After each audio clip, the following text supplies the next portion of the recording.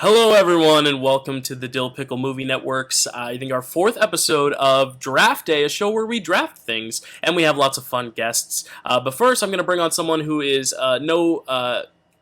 everyone's a familiar face. There are no strangers, but especially not a stranger because he is a co-host on the channel, Maddie 3, The Reckoning, one of the best little names I've seen. I am Dylogy because Dylogy and Trilogy, we're doing trilogies today. I thought it'd be a little fun. Matt, how you doing? I'm doing all right. I'm excited to talk about trilogies. Cool. And we have another guest. You've seen him most recently on the Tom Hanks Draft Day. He's back again. JD, how you doing, JD? Hey, how's it going? Very looking forward to talking about trilogies. And it's not like I had to get together this list very last minute because... No, not at all. It's not like I asked you to be on this an hour ago. Absolutely. This is someone who I've been wanting to have on the show for a long time, and this felt like the perfect chance to have her on. You've seen her on Marvelous Movie Mondays. You've seen her as my manager in some other trivia leagues across the internet. It is Stacy. Stacy, how you doing? Hello, I am very good, thank you. I feel very unoriginal just being Stacy. I didn't know we were doing theme names, but it's fine. I never do theme names, but I felt today it would work with the theme, but that's okay. If you ever feel inclined to change a name, let me know. We can. But Chad is our last guest. He is a familiar face on the channel as well. I didn't really do a lead up. Sorry, I caught you by surprise. Chad 2022. How you doing, Chad? You ready to talk about trilogies? Oh, hell yeah. I was very, very excited for this episode. I love a lot of great trilogies. I do have a question, though. But should I ask it now? Yeah, you can ask it now. All right. So what about if it's like, because I can't remember if we said this in the chat, like what about like if it's a franchise that goes past the third one? Well, we'll get into that right now because in the rules I do bring that up. So let's talk about the rules real quick. There will be 5 rounds total. Random draft order will be selected by the wheel in just a second. The draft is snaked. I just combined draft and snake to say draked. Sorry about that. Meaning whoever is 5th will get the first pick in round 2, and whoever is first in round 1 will get the 5th pick in round 2. It'll just basically go like a snake, slithering back and forth. Each trilogy must be made up of 3 films that connect in some way. So you can't just say, I'm going to pick The Irishman, Hugo, and Mean Streets and say that they're all Scorsese films. It doesn't work like that. They all have to be connected some way. Usually they are pretty straightforward, 1, 2, 3 of a trilogy. But there are cases, of course, where there are trilogies within a series. Some series are made up of a series of trilogies. You can pick those straightforward. Or there are complicated cases where there was a trilogy and then a 4th movie came along decades later. If that is the case and you want to take the first 3 movies as an original trilogy, you can.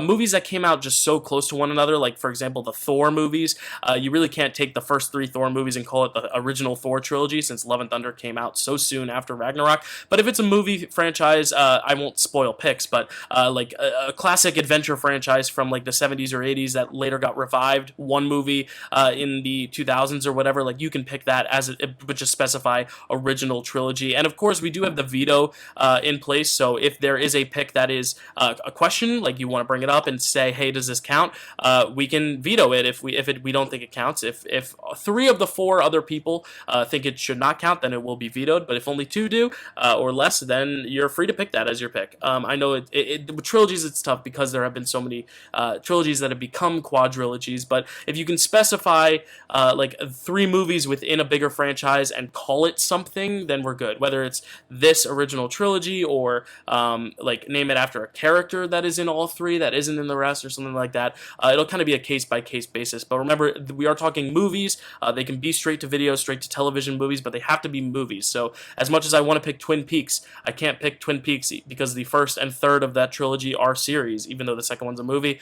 Technically, Twin Peaks is 2 series and 1 movie, so we cannot pick that. That is just an example. Any questions before we start? Chad, did I answer your question almost, Yes. sort of? Oh, cool. Perfect. Yeah.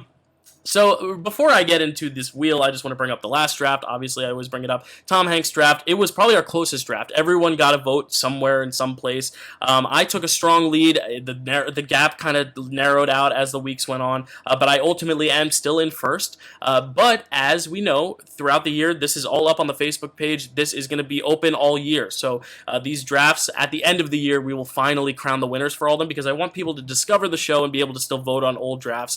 I don't want to just call a winner winner now with only 14 votes. There were 14 votes, which is the most votes we've gotten, which is cool. I am in the lead right now for Tom Hanks. I think the Forrest Gump, Toy Story 3, Castaway 1, 2, 3 Punch was strong, but this draft is going to be a lot harder because there are so many fan bases, so many different trilogies. So why don't we just spin the wheel right away and get to it? I'm spinning the wheel. And if it lands on your name, you will pick your place in the order. This does not necessarily mean you have to go first, second, third, whatever you have. Ooh, boy. I am first, which means I'm going to strategically, because here's the thing. There's like some obvious trilogies I feel like are going to go early, but I feel like I'd rather be able to like take two strong ones off the bat. So I'm going to do the bold and risky decision of going fifth in the order. So I'm going to go fifth. That is a bold choice I'm making. I don't know if it'll pay off, but I'm going to go fifth in the order. Because also my number one trilogy I don't think is going to get picked in the first round. JD, you are the next wheel name spun. Would you like to pick first, second, third, or fourth? I'm thinking. Third didn't work. I did pretty well going third last time. I'm debating whether or not to go second, but why mess with mojo? I'll go third again. All right, so we're going to keep you in the third spot. So the first, second, and fourth are all available. And Chad, Matt is getting so upset. Chad, would you like to go first, second, or fourth in the draft? I'll go first. All right, Chad is going for the same exact reason. I know it. Yeah. Matt and Stacy looking for second or fourth. I'm assuming whoever gets this is going to want to go second, and it is Yes! Stacy. So Stacy, you will get to go second or fourth. Which one would you like? Second. Which means, Matt, you are the fourth pick of this draft. So the draft order for trilogies is Chad at number 1, Stacy at 2, JD at 3, Matt at 4, and myself at number 5. So we're going to kick it off with you, Chad. Chad, you're getting the first overall pick in the Trilogies Draft. What would you like? Is he going to do it? I have a feeling. It doesn't matter. I'm going fourth. You guys do it. I mean, I think everybody knows what I'm probably going to do here. And it might upset a couple people, but I feel like I have to go with like one of the greatest trilogies ever made. I'm not going necessarily with my heart, a little bit with my heart, but Just go with your I'm heart. going for a strategic move and also with my heart. I'm picking Lord of the Rings. Yeah, that was the 1-1. Yeah, that's why I didn't want to go first, because I feel like it would be such an easy pick. Something else first. I thought I I'm was actually safe. shocked. I thought he was going to go with another trilogy he talks about. Well, we're not going to talk about picks right now. Maybe. We're not going to be talking about picks right now. Chad, thoughts on Lord of the Rings briefly? I mean, what hasn't been said about Lord of the Rings, but still, it's your pick, so I want you to talk about it. I mean, it's kind of cool, kind of fitting, I think, for me to pick it. I know people aren't really happy with me right now, but the internet is. I was thinking, no, the internet is, yeah. But I was thinking about this. I was like, if I get the opportunity to go first, do I pretty much have to go with? I don't have to, but I was like, if I'm going strategic and then also with one that I love, I think Lord of the Rings is the obvious choice, and it's fitting because we're doing our Picture This series on Lord of the Rings. That I felt like it would be just a really cool one for me to be able to snag. I mean, that's my pick, and then now I have to wait a long time. So we'll see if I get other ones that I love or not. But, well, that's why I didn't want to go first, because I was like, I know what the first overall pick is, but like then I have to sit and watch 8 great trilogies go after me. So, but I can't wait to see what you get in the second round, because your first overall pick is so strong as is. That could win the graphic alone with just one. But I mean, I don't want to act like I don't love the trilogy. I just don't love it as much as like some other people in the draft. But I do. I'm like, my love for it is growing. So I'm really happy to be able to get that one. Yeah, Stacy, I know you're upset. I know you wanted it, but what are your thoughts on Lord of the Rings? Since this was one of the reasons why we brought you on, because it is such a great trilogy. My thought is that I would have taken it. It would not have been strategy at all. It would have been pure love as my number 1 favorite movies entirely, not just trilogy. The reason I'm here, my Lord of the Rings goblet I'm drinking out of right now. So something similar, but it's not if Lord of your the favorite Rings. trilogy wasn't like not, I want to take your favorite trilogy so bad right now, Chad, but I won't, because strategically it would be a dumb move. Any other thoughts on Lord of the Rings before we go on? I mean, It's my like I said, favorite. there hasn't been a lot that hasn't been said. But Matt, you look like you want to chime in. It's a perfect trilogy. It's beautiful. It's amazing. I've read the books multiple times, of course, but as much as I love the books, I actually love the movies more. And I knew I wasn't going to get it when Stacy was ahead of me. I didn't care about the rest of you going ahead of me. I wanted to go ahead of Stacy because honestly, I thought Chad was not going to pick it. I didn't think Chad was going to pick it either. Yeah. But- Well, the love is strong for Lord of the Rings here.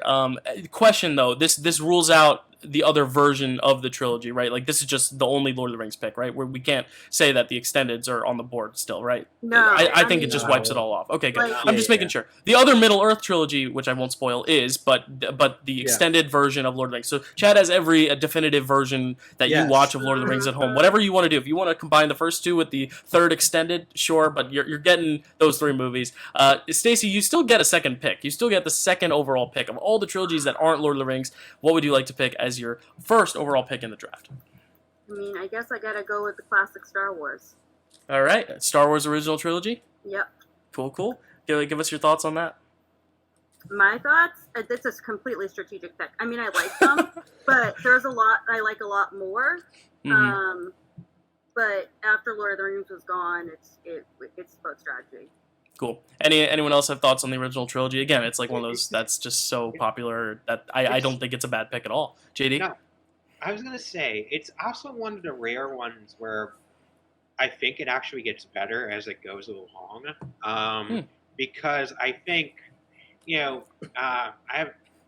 like the first Star Wars, A New Hope, but I think Mark Hamill didn't really know how to act yet.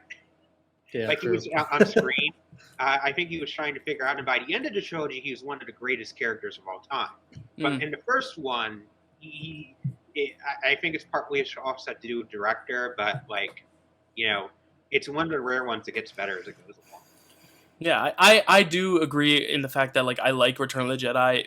That's my favorite Star Wars movie, so I would agree it ends strongly. But I think it's consistent the whole way through. I think the first one is still a masterpiece. I So mean, Yeah. Ewoks. It's good, but it's good.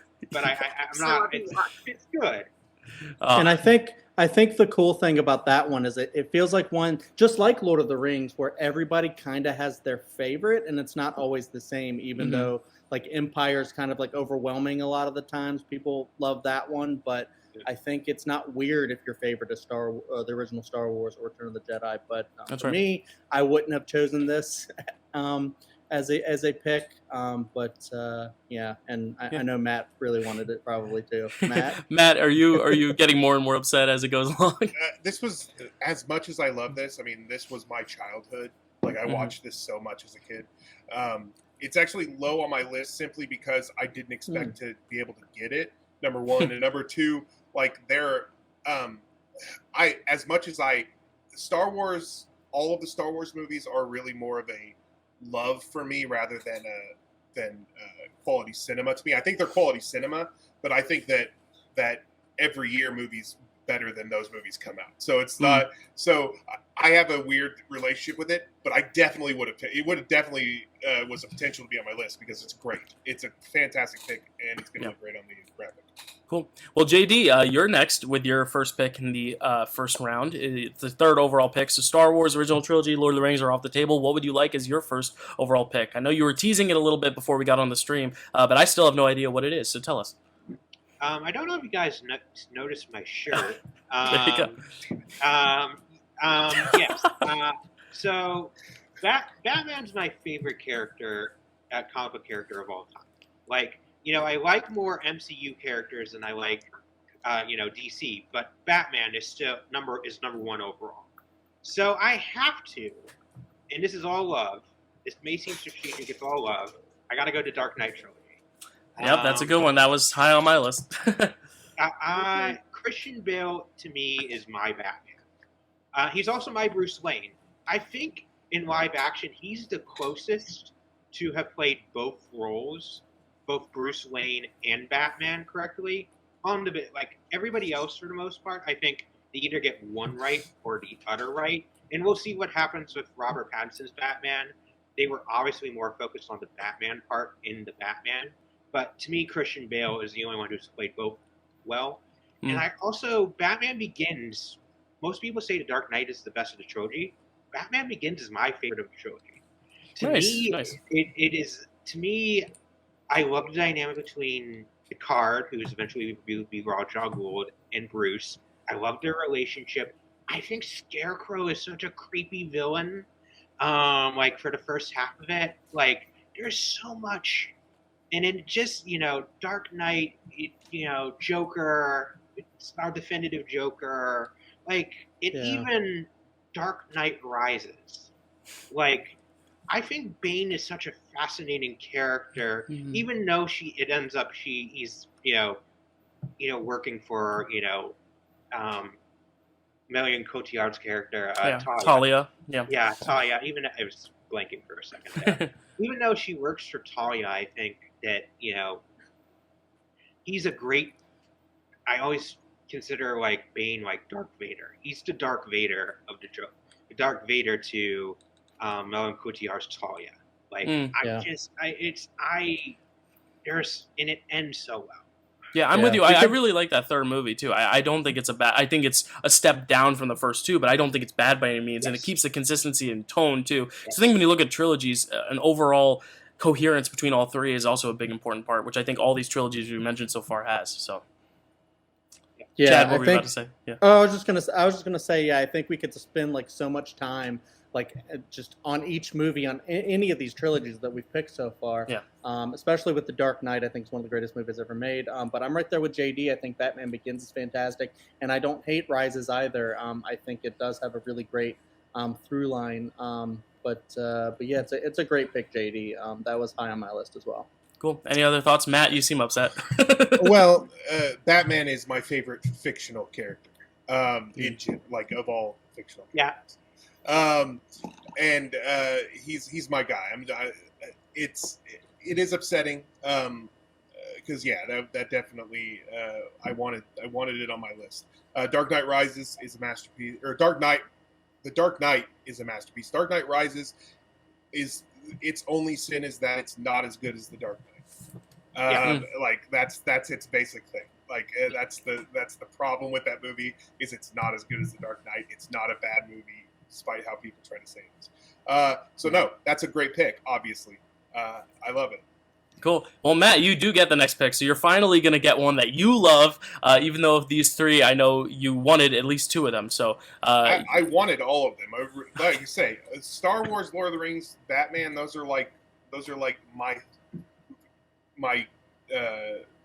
fandom. Foundational. That's your trilogy of childhood landmarks. Exactly. Yeah. Except there is one more. One of my all-time favorite characters has his own trilogy as well. I grew up with these, and yes, the second one is not as good as the first and third one, but Indiana Jones trilogy. The original Indiana Jones trilogy. The original? Okay. That's one of those cases.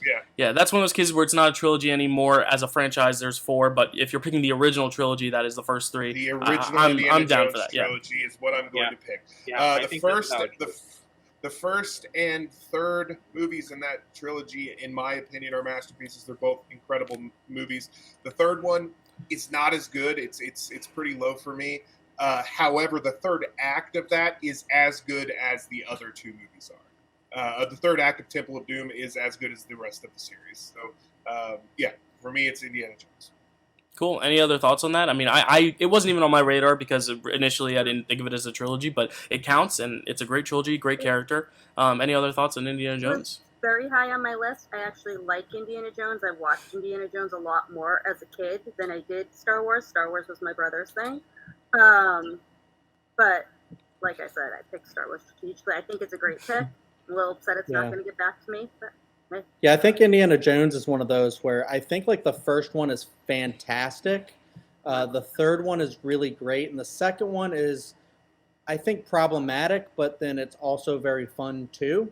Mm-hmm. So I don't blame people who like that one, and I don't blame people who don't like that one. It makes sense. But I still think overall Harrison Ford like crushes that like character. So well, maybe not in the fourth one. That's another debate for another time. but at least that original trilogy is super solid. Yeah. So. I also I like agree. the fourth one. Yeah, well, I've always defended the fourth one as well, as an additional piece to that, and we're gonna get a fifth one. So maybe when we eventually do quadrilogies and quintilogies, James maybe, yeah, that'll be very interesting. So moving on to pick 5, my pick. I'm glad I picked fifth because my favorite trilogy was not picked. So that was a strategic pick. I was like, I have 2 favorite trilogies, Lord of the Rings and then this one, and I was like, Lord of the Rings is gonna probably go first no matter what. I could take it first, but then if my second one goes, I'm gonna be upset. I know what you're picking. Yes, I think this trilogy serves the actual format of what a trilogy is best. And I think for a trilogy draft, this one utilizes the time between the films that they were released, the actual style of filmmaking, and the actual nature of it being a trilogy the best. There is a definitive first, second, and third act of these 3 films make up. It is a smaller trilogy. It is the Before trilogy, Richard Linklater's Before Sunrise, Before Sunrise, Before Sunset, and Before Midnight. These films were, for anyone, because this is a little bit more unfamiliar than these other ones, it is a trilogy that came out, I believe, in 1995 was the first one, and it was about these 2 people who just met on a train and fell in love, and spent a day together in Vienna, Austria, said they would come back to one another, and never saw each other again after that. 9 years later, they made another movie, Before Sunset, and they basically run into each other again at Paris in France, and they spend a day together, and they reconnect, and they go through just what their lives have how their lives have changed in 9 years. Then 9 years later, they make Before Midnight, where I will not spoil what happens to these characters, but they were once again in a scenario together where they have another conversation, a set of conversations based on where they are in their lives then. I just think it's such a brilliant use of the trilogy format, using 9 years between each film, Richard Linklater taking those 9 years to just see how these characters, not just as characters have evolved, but the actors playing them, who also became writers on the second and third film, Ethan Hawke and Julie Delpy, how they wrote their characters differently just based on their own personal experiences. I believe the second movie came out right after Ethan Hawke and Uma Thurman's divorce, and how that shaped his story and his character arc. I just think it's so beautiful to see time passing, both visually and aesthetically, with the technology used to make these films, and with the actors, just their abilities and their kind of naivete earlier on, their maturity later on, and just the depth of conversations, how the first one's such a fairy tale romance, now the third one's kind of much darker and much more serious, and you start to see just how much a couple's life can change in just 27 years. I think it is a perfect use of the trilogy format, and that's why I'm going Before trilogy first. I'm going with the artsy fartsy pick. I don't care if it's not going to play well on the graphic, but I love that trilogy. Anyone have thoughts? I love it. I love that trilogy. It's also on my list. Got to cross that one off too. But here's the thing: Richard Linklater's greatest skill is his ability to use time in his films. That's why Boyhood was so great. That's why he makes such great period pieces, like movies about specific time frames, and the way that he used time in those movies, going the way that he went from one movie to the next and used the amount of the space of time between those as a benefit to the film, to the story that he's telling. He's a master at using time in his films. I love those movies. I think that they are the most realistic depictions of relationships, even if the relationships aren't relatable. Yeah, true. Because it is such a unique circumstance. Like not many people can relate to their specific circumstances. But it's absolutely a spot on portrayal of what relationships are. Cool. Chad, what do you got to say? Well, I mean, it's interesting because I was going to say exactly everything Matt just said. But he said it all for me. It's brilliant what you said, Matt, because I think you said everything that I would have said, but just better and more concise. But yeah, I love Richard Linklater. Definitely one of my favorite directors. And this trilogy really hit me hard, especially the first one. I just love that kind of them just walking around the city, young love type of thing. But you get different phases of love, down the line. So I think you guys said everything that needs to be said. But definitely great pick. I'm just wondering, would it have, because the whole thing was like I didn't want to lose that pick. Would it have made it back around to me, or probably not? Potentially, I'm not sure. Actually, it depends on how well the rest. I don't know. I don't know. All right, well then I'm glad I picked it. I'm glad I picked it. It would Because have if you guys have round been like one, but I can't say round two depending on how everyone picks. Okay, I cool. agree Then with I feel that. good about that. Yeah, I feel yeah. good about that. Well, now starting with round 2, though, I do want to pick something that's a little bit more popular for like the graphics sake, but I still want to stay in my like artsy fartsy lane. So I'm gonna pick a film that is very artistic. It is one of the cinematic masterpiece. At least a few of the movies are, but also one that is very popular, and that is one that is very close to home. The Godfather. I'm picking the Godfather trilogy. I know the third one is not as good as the other two, but I don't think it's a bad movie. I think it's just that the first two are so good that this third one had a lot to stack up against. But just the fact that you were able to make magic like that twice in just a span of a few years, win Best Picture. No trilogy has ever won more than one Best Picture except for this one. Even Lord of the Rings was nominated for all of them but didn't win. This one was nominated for 3 Best Pictures and won 2 out of the 3, which is a pretty good record. But even just awards aside, like I just think the characters are great. So many amazing acting performances, so many great iconic lines. The first one's still always my favorite, but the second one just takes things in such an interesting, bold direction. The filmmaking itself is beautiful. I mean, they teach it in film classes for a reason. It is one of the most perfectly assembled films or series of films ever made. Yes, that third one, not as good, but still, I think, a good movie on its own, just not as good when you stack it up with the others. But because it's my pick, I'll say they're all amazing, and I love them all. Any thoughts on The Godfather? Yeah. I was going to say earlier when I was talking about The Dark Knight Rises is that it has the Godfather 3 thing, which is that it's the same thing. Godfather 3 isn't terrible, it's just not The Godfather Part 2. I think The Godfather is my favorite of the first one is my favorite. I do Same. think that The Godfather Part 2 is the technically better film. I think it's a perfect film. If there's a perfect film, I think it's Godfather Part 2. I just prefer watching Godfather Part 1 more. I agree. On the same wavelength. That's crazy. Yeah. And Yeah. anyone else have thoughts on Godfather? Chad? Yeah.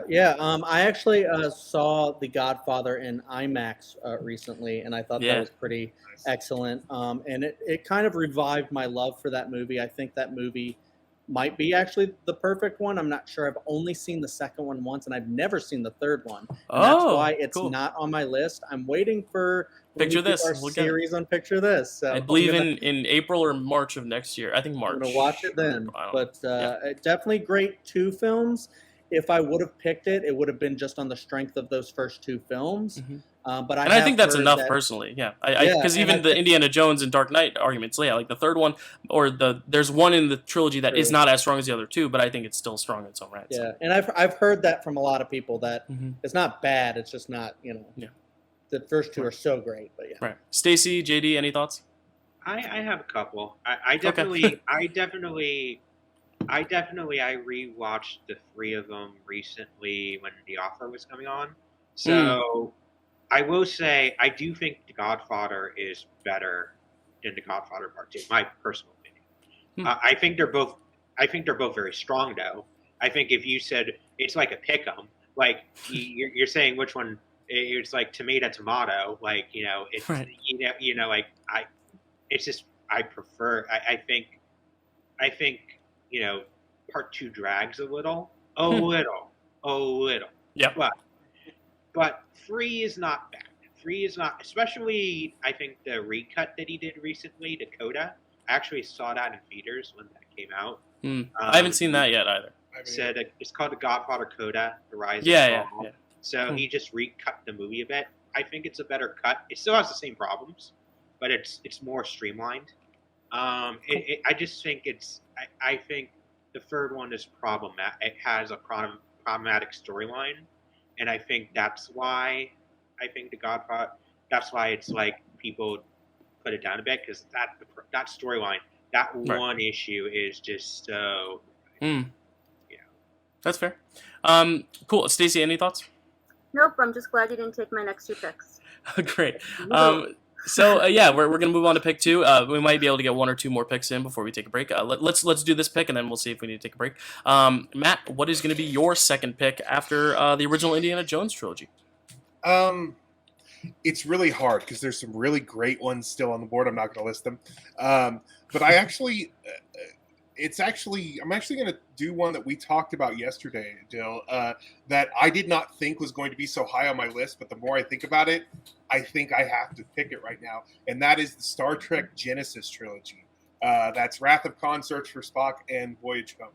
Cool. Yeah, and this counts because I think it is part of a bigger franchise, but it has been deemed the Genesis trilogy because it does follow the storyline of the whole Spock thing. So yeah, that counts. Tell us about that Star Trek Genesis trilogy. Well,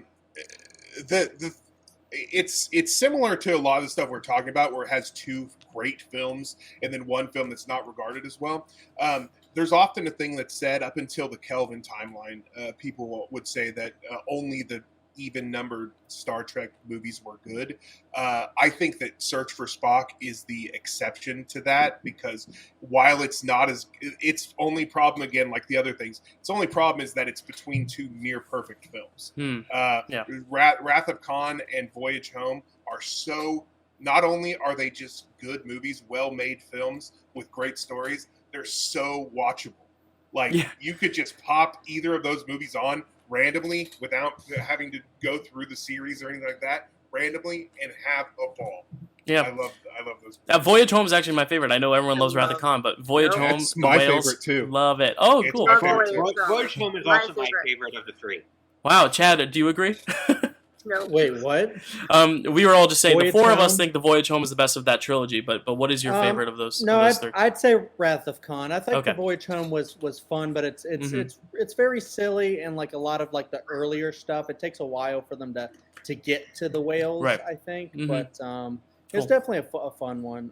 And I think that it's interesting that you can do like a fun little plot-based trilogy. Just skip the first one, even though I don't think the first one is that bad. I actually, like, The first one's a fun little experimental type thing, kind of like a sister to like 2001 in a way. But in terms of the actual Star Trek, fans are gonna get mad at me for that. A Star Trek series, like I think those three movies really tell a really great cohesive story within the bigger picture. And then they go really downhill from there. At least 5 does, for sure. That's something to watch, in my opinion. Yeah. Any thoughts, JD, on that? Or Oh, yeah. I know you chimed in.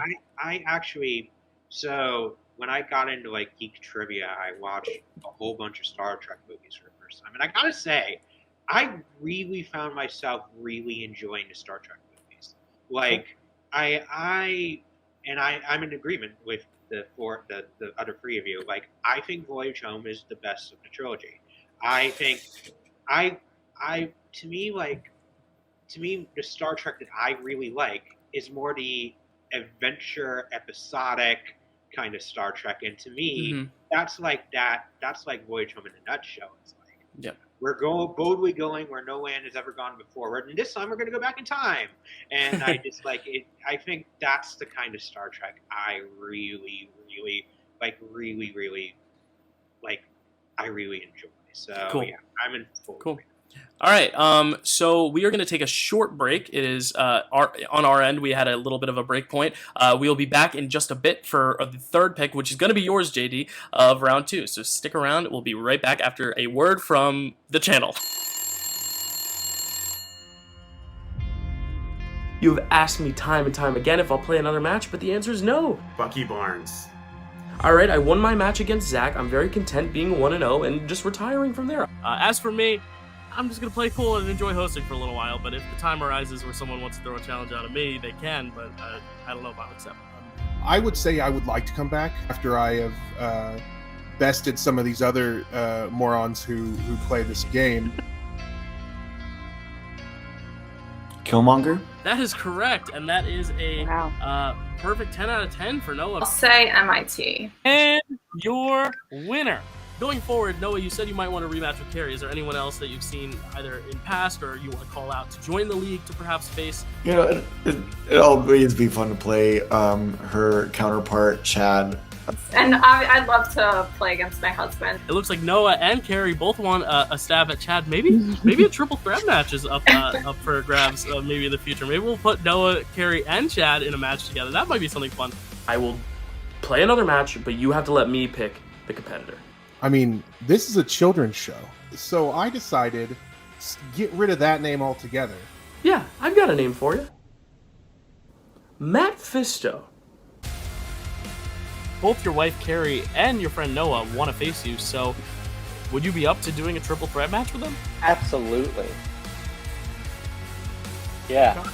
Bring it on.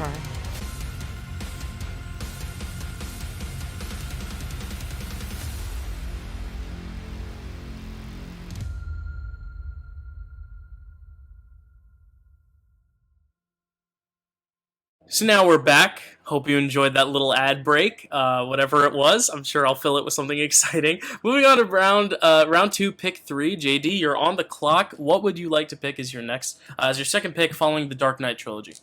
So I did DC already, so I got to choose. I got to balance it out with Marvel. Okay. So I'm going to choose what I consider is actually my second favorite fictional character of all time. I'm going with the MCU Spider-Man: The High School Years trilogy. Nice. So the Watts Spider-Man trilogy, or however you want to put it on the graphic, we'll put it. But yes, so it's Spider-Man: Homecoming, Far From Home, and No Way Home. Yeah, tell us about it. Yeah. So I think it starts out really strong with Homecoming. I think I really like the kind of Vulture and Peter Parker dynamic.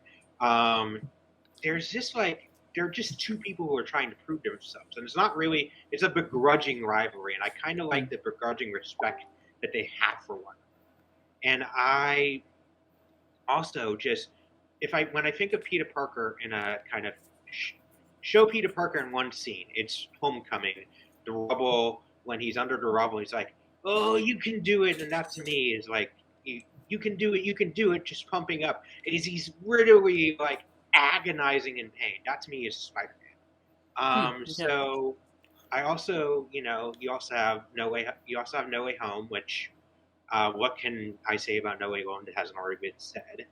I think Far From Home is the weakest of the franchise, but it's only because, Far From Home, I think Homecoming and No Way Home are great, and Far From Home is really good. I think they're all really solid. Yeah, I just wanted to say, JD, I actually really agree with you. For once on a Spider-Man thing, which is not usual. I've had a different journey with this one. I feel like because I love another Spider-Man more, but this one has grown on me so much because the first one, Homecoming, I didn't love right out of the gate, but it's grown on me. The second one I liked a ton because I am a huge Jake Gyllenhaal fan. And then when the third one came out, that one blew me away instantly. So for me, it would be 3-1-2. So I totally agree with JD because I feel like, even though I think a lot of the Mysterio stuff in the second one is really great, as a whole, I think it suffers a little more than the other two. But it's still a great trilogy. I think the through line with Peter Parker's arc throughout the whole thing, I think, is one of the greatest ever. And I think that's probably done better than the other two Spider-Mans or whatever. So yeah, it's a great trilogy. Great pick, JD.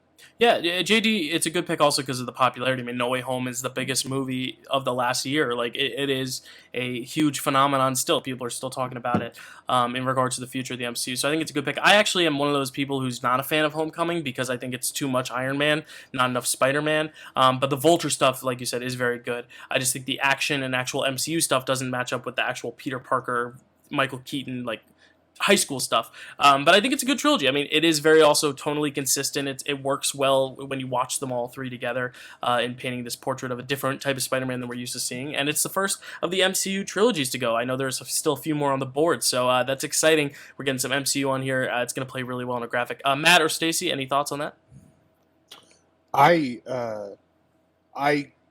agree that the second one is the weakest of them, but only just it's got the first one and third one I think pack an emotional punch that the third one or the second one doesn't, for me at least. Although they've got this is post Endgame, so there is an emotional punch that it can that it's going for. It just doesn't emotionally hit me the way the other two do.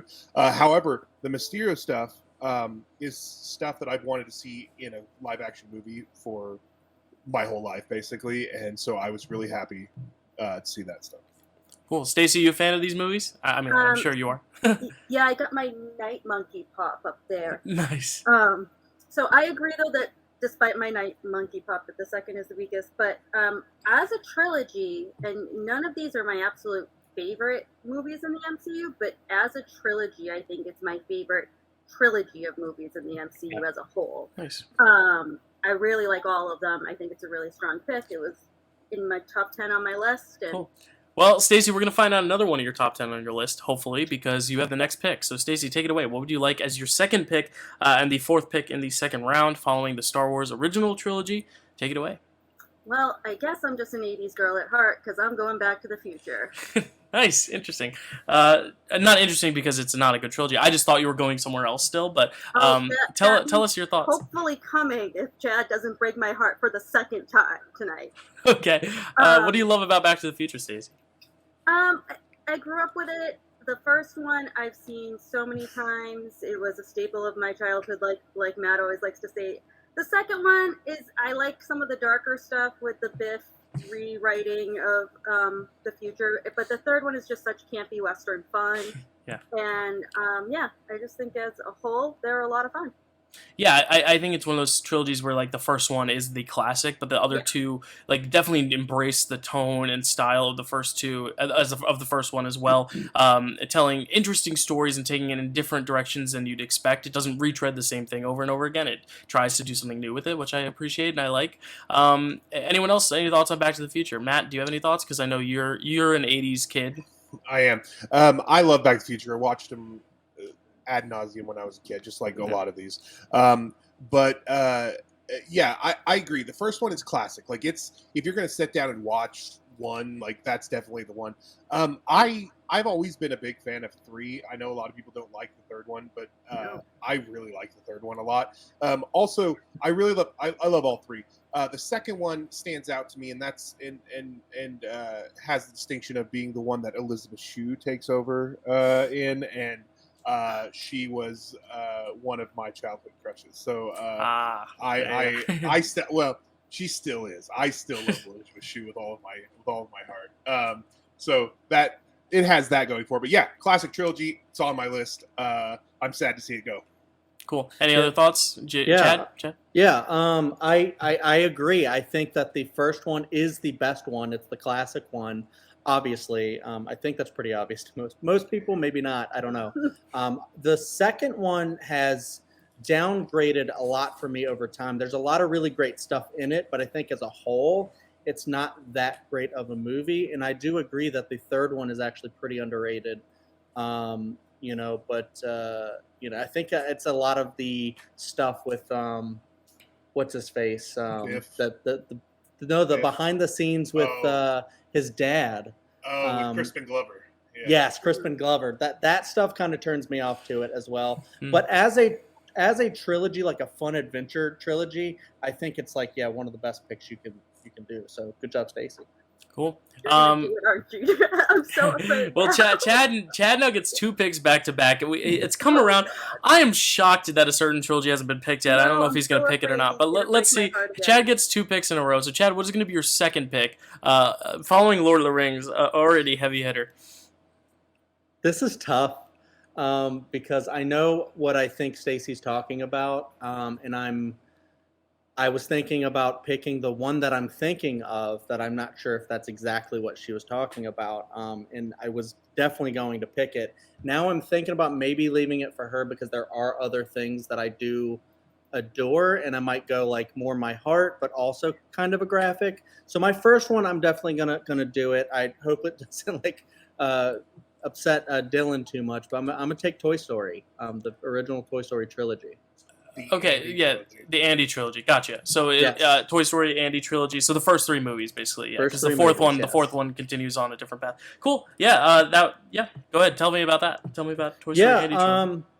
I do think the fourth one is actually pretty brilliant. I know that's JD's favorite, and rightfully so because it's so good. Has no right to be as good as it is for the fourth movie. But the original trilogy, I think, if you take the fourth out, is just perfect. And like you guys were saying, the first one will always be a classic for me, kind of like the first Back to the Future. But as I rewatched these just recently for trivia and stuff, I do think it just gets kind of better and better with the big emotional points, and I think that's because you grow to love these characters throughout the whole trilogy. So at the end of the trilogy, it's just like super special. You already know these characters, and your heart's with them. And so what happens to them at the end, and you think it might be over for them. No spoilers here. It's just, and then when Woody has a certain line at the end, it just like will break your heart every time.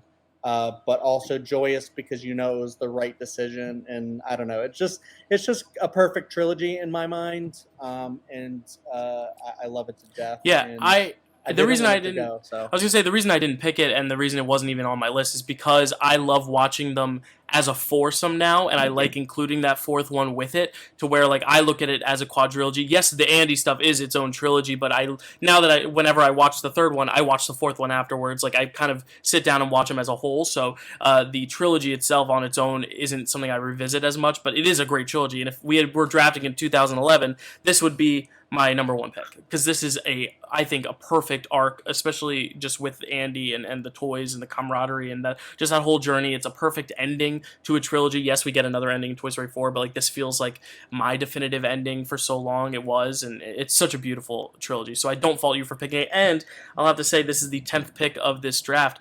Toy Story 3 was the 10th pick of our Tom Hanks draft. So I guess it's just destined to fall at the end of round 2 every time. Matt, what do you got to say? You didn't even have to say the line he says at the end, and you just said he says a line at the end, and it choked me up a little bit. Just thinking about it. Toy Story 3 is probably my second favorite Pixar movie after Inside Out. I do see this as a trilogy. To me, this is a good complete trilogy. I like Toy Story 4, but to me, it's its own separate thing. It doesn't. I can't really watch all 4, like, because I feel like after 3, I'm like, I don't want to watch any more toys. Like, I don't want it. I don't want it to continue. Interesting. Okay. 4 is just kind of like an epilogue, anyway. Yeah, it is. Yeah. And like 3, it's like, oh, this is the end of that story. The great thing is we talked about perfect trilogies and how like before trilogy, how they deal with the progression of time and how the characters develop over time. That's one benchmark of a great trilogy. This one develops the characters so well throughout that by that finale, by that last line, you feel like you're giving up your own toys. Like it's and you know them. It feels like you're giving up people you know. And that's why for me it's hard to go on to that next one, because it feels like almost that I like that movie as its own separate thing, but if I were to go straight into that next one, it would almost feel like it dampens that feeling at the end of the third one. I love that trilogy. It was going to be my next pick. Cool. JD or Stacy, any thoughts on that? It's a really strong pick. It's on my list, but I'm just glad it wasn't something else. Okay. It actually wasn't on my list either. I'm closer to Dylan, where I think it works better as a foursome than a threesome. And I also, Woody, to me, is my favorite character of all time. I feel like somebody later in that trilogy, I feel like they let Buzz down a bit in a couple of those movies. But again, that's another topic for another. It's interesting because we brought up Matt's favorite character, Batman. We brought up JD's favorite character, Woody. My favorite character was in Stacy's trilogy, Chewbacca, and my second favorite character, Samwise Gamgee, is in Chad's Lord of the Rings. So we've covered all the best characters. My favorite character is not in a trilogy. Okay, so we will unfortunately not be picking that. But a lot of iconic characters in these trilogies. There's movies in a coming show, but there's not a trilogy. Gotcha. Okay, my second favorite fictional character of all time. Actually, it's kind of a 1A, 1B with Batman, is also Samwise Gamgee. Hey, JD, how many favorite characters do you have? I feel like you've said 3 so far. No, I said comic and then fictional. Those are 2 different. Gotcha. There you go. Good. There you go. Mine's Lestat, which people watching probably are like, what the hell? But it's because of the combination of the books. Nice. Well, we've reached round 3. So, Chad, you will have another pick here. What is going to be your third pick? Because, again, you're not going to have another pick for a little while. You picked Lord of the Rings. You picked the Toy Story original trilogy. What are you going with for your third pick? I think I'm going to go for the heart, and I don't think I'm going to take the thing that Stacy's talking about. If it is the thing that I'm thinking of, I will happily allow her to take that, but I definitely want to talk about it if it's the thing that just pick it. Just pick it. I'm going to pick one that's close to my heart that I love, that I think a lot of people love. It's an unofficial trilogy. It's going to be the Three Flavors Cornetto Yeah. trilogy. You were I'll supposed say to right- take that first. I'll say right now, Chad. I thought as soon as you took the first pick, I was like, he's picking Cornetto 1-1. Same. And then you So did picked I. your and then second pick. I was like, all right, he's gonna pick it, and you picked Toy Story. I was like, is he not Same. gonna pick it? But I The knew fact you were gonna is pick your this, first and I'm pick glad you is did. I'm great. glad you did. But it's good because honestly, I think your other two are more popular, so I think they're gonna play a little bit higher on the graphic. But it would not be a draft complete if you did not pick this trilogy, because I feel like this is synonymous with you, Chad. If you hadn't picked it and you picked what I wanted, I was gonna pick it just to get back at you. But Chad, tell us, it is one of your favorite trilogies, so tell us about the Yeah. Cornetto trilogy. And for people listening who maybe don't know what it is, maybe explain it as well. Yeah. So this is Edgar Wright's unofficial trilogy. He made Shaun of the Dead, and then he ended up making two more with Hot Fuzz and The World's End, all written with Simon Pegg, starring Simon Pegg and Nick Frost in different roles. So it's not like a complete story, but it still counts as a trilogy because a lot of the themes are very similar. It has the same two actors each time. Written by the same people, the same crew, same team, and a lot of the little jokes and stuff like that and ways that these films play out are very connected. Specifically with a tasty Cornetto ice cream treat that they have in each one. I adore this one. And the only reason I didn't pick it right away is because, strategy. Like, I didn't think people were going to pick this. Because I know this is a special one for me, not necessarily for everyone else. I know other people who love this one, maybe just as much as I do. But yeah, it's a special thing. I've seen every single one in the theaters with my sister. It's just one of the first best theater experiences that I've ever had with Shaun of the Dead, and just each one. They're all very, very fun times. And I love how distinct and unique each one is. Yeah. But it still flows as a really great trilogy to watch. So please check this one out if you haven't.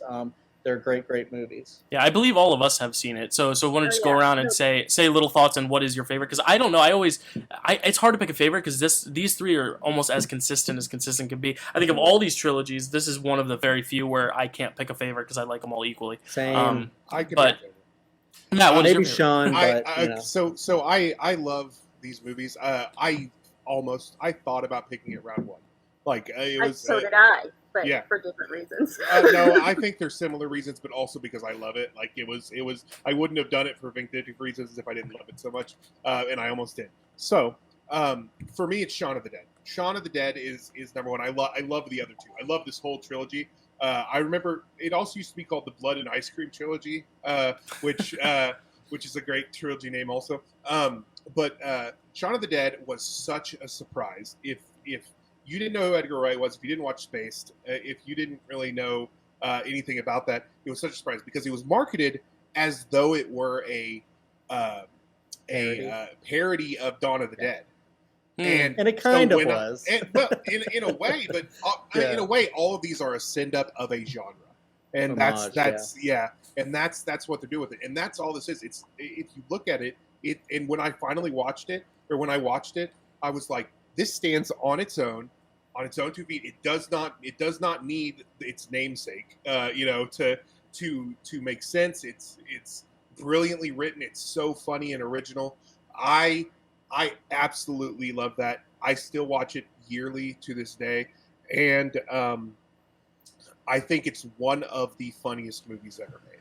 And he invented his own techniques with editing and stuff. And you just I don't know. You can't really get better than that. Yeah, Stacy, any thoughts? Yeah, I mean, I really like all three movies. I can't pick a favorite. They're just all so consistently good and equally good.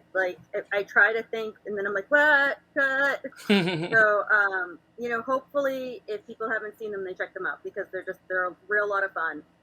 And, it wouldn't have been just a vindictive pick. JD, thoughts? What's your favorite of the three Cornetto trilogy movies? I like 2 out of the 3 of them. I don't love this trilogy. Of the 3, I think World's End is probably my favorite, followed by Shaun of the Dead. I love that. Interesting. And why don't you like Hot Fuzz? Any reason specifically, or you just didn't really I connect to it? don't like. I have this thing where if I don't like any of the characters, I can't attach myself to the movie, and I just don't like Simon Pegg, and I think Like the actor or Nicholas Angel? the character. Okay. I like Simon Pegg the actor. Like, what? I don't like the character. I don't like his like cop in the movie. I find Nick Frost to be too dumb, and yeah, I don't like any of the characters. So that's You my heard it here. biggest JD doesn't like problem dumb with- people. That's my biggest problem. Oh. Because it's a personal thing. It's a personal thing. That's I have right. the same issue with the Big Lebowski. It's the same issue. Yeah, so you could say it's a Hot Fuzz hot take, if you will. So we're moving on now to pick 2 in round 3. Stacy, I already wrote it down, but why don't you tell us what you're picking?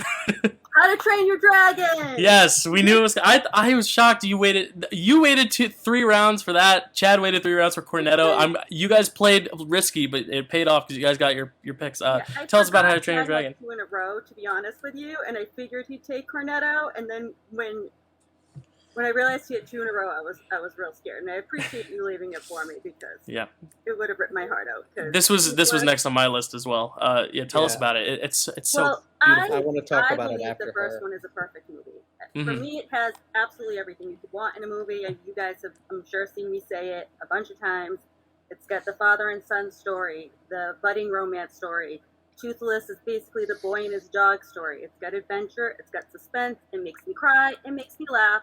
Toothless is the cutest thing ever to be on screen, and It's almost like Boy and his cat story because he's almost got That's cat-like mannerisms at times. Yeah. The eyes, but That I is get what you're true. saying. The pet story. It's so. and the cute. other 2 are good also.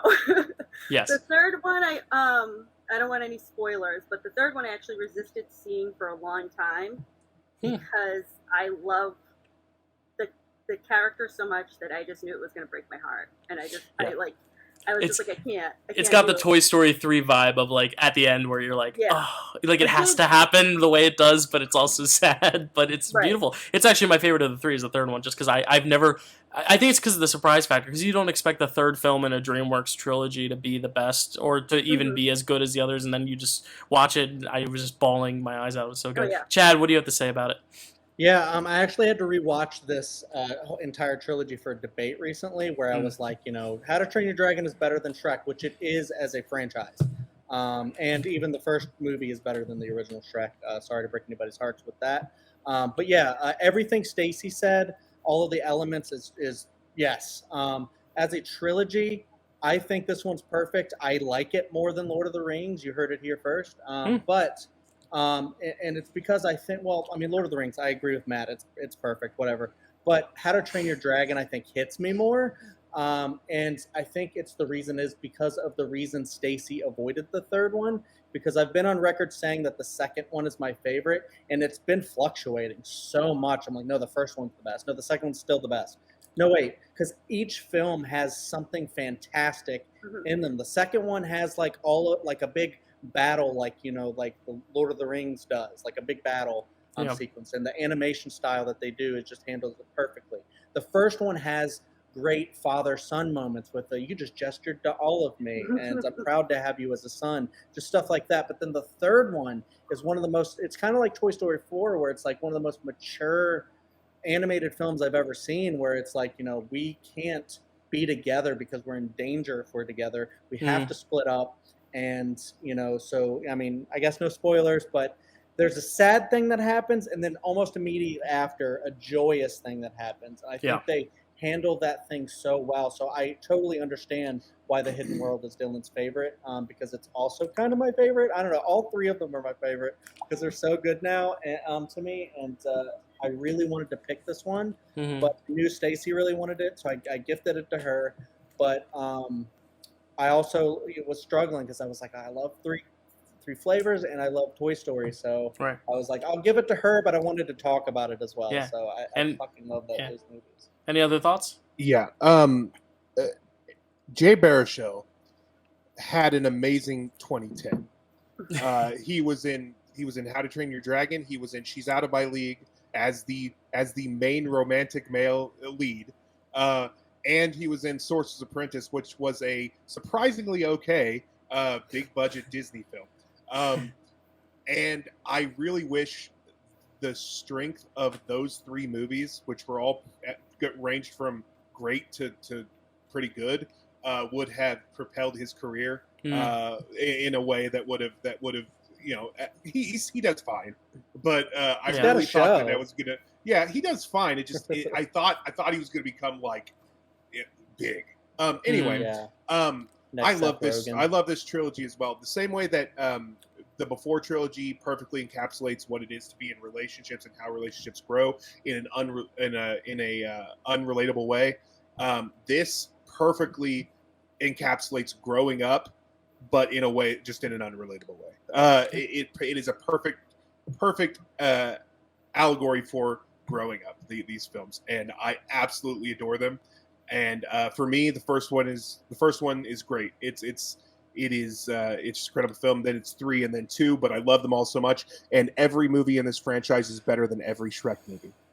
100%.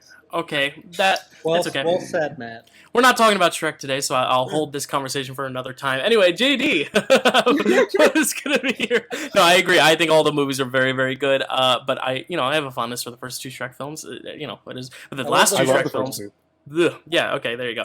But JD, what is going to be your third pick after Dark Knight and Spider-Man Watts trilogy? You've got 2 superheroes. You're going to continue the superhero train. You're going to go for something else. Let us know what you're going to do. I'm definitely going to go for something else, but I'm trying to figure out if I go with my heart or my head, the strategic move, because I'm kind of shocked. There's one thing that hasn't been taken yet. That I'm shocked hasn't been taken, but then there's something else with my heart that I don't know. Go with your heart. Maybe your heart back to me. I think I'm going to go with my heart. So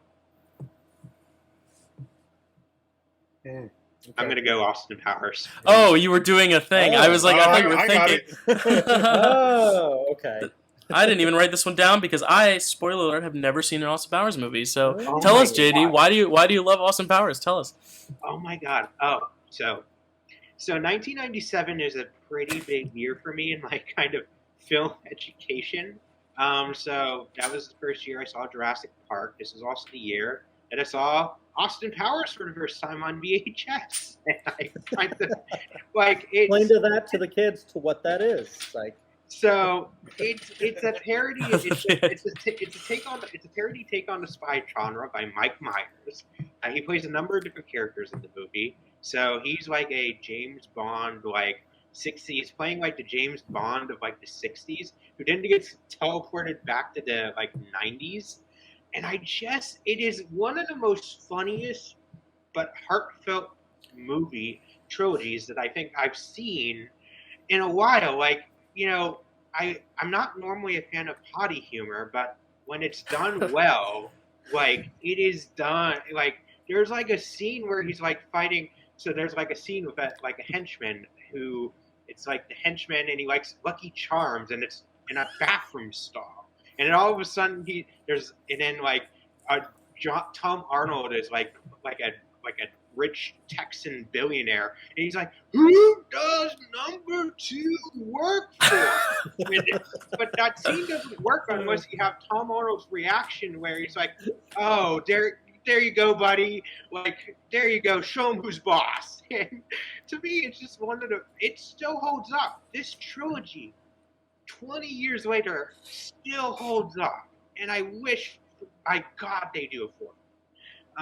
Because it is the end of the 3rd one perfectly ends the trilogy, but still leaves it open for a new trilogy to start if you wanted to.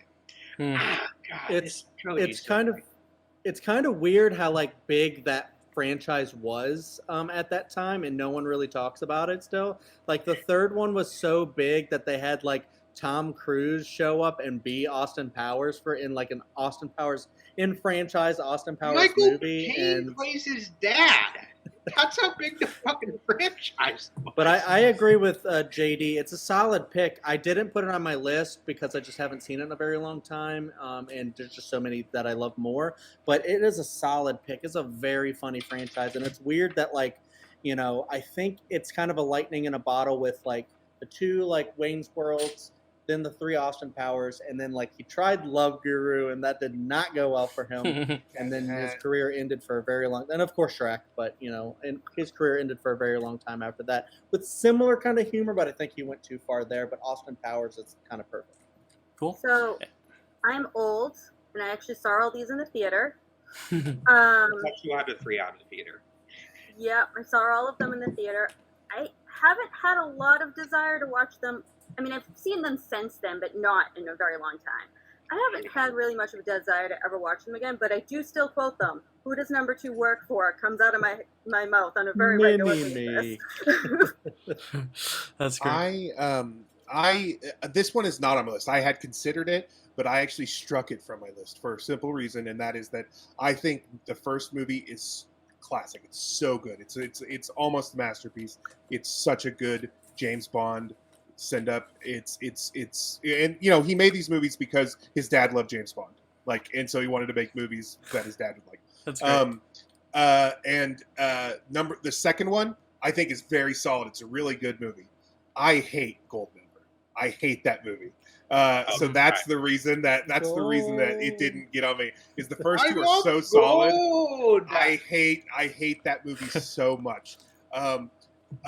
So yes, Dylan, you should watch them because at least the first 2 are so good, and a lot of people think the third one's so good. There you all go. the people in my high school, loved the third one. I was the one guy who was like, "What are you guys laughing at?" Also, that's the first movie. That's where I saw Beyonce Knowles for the first time was Goldmember, Yes, and right.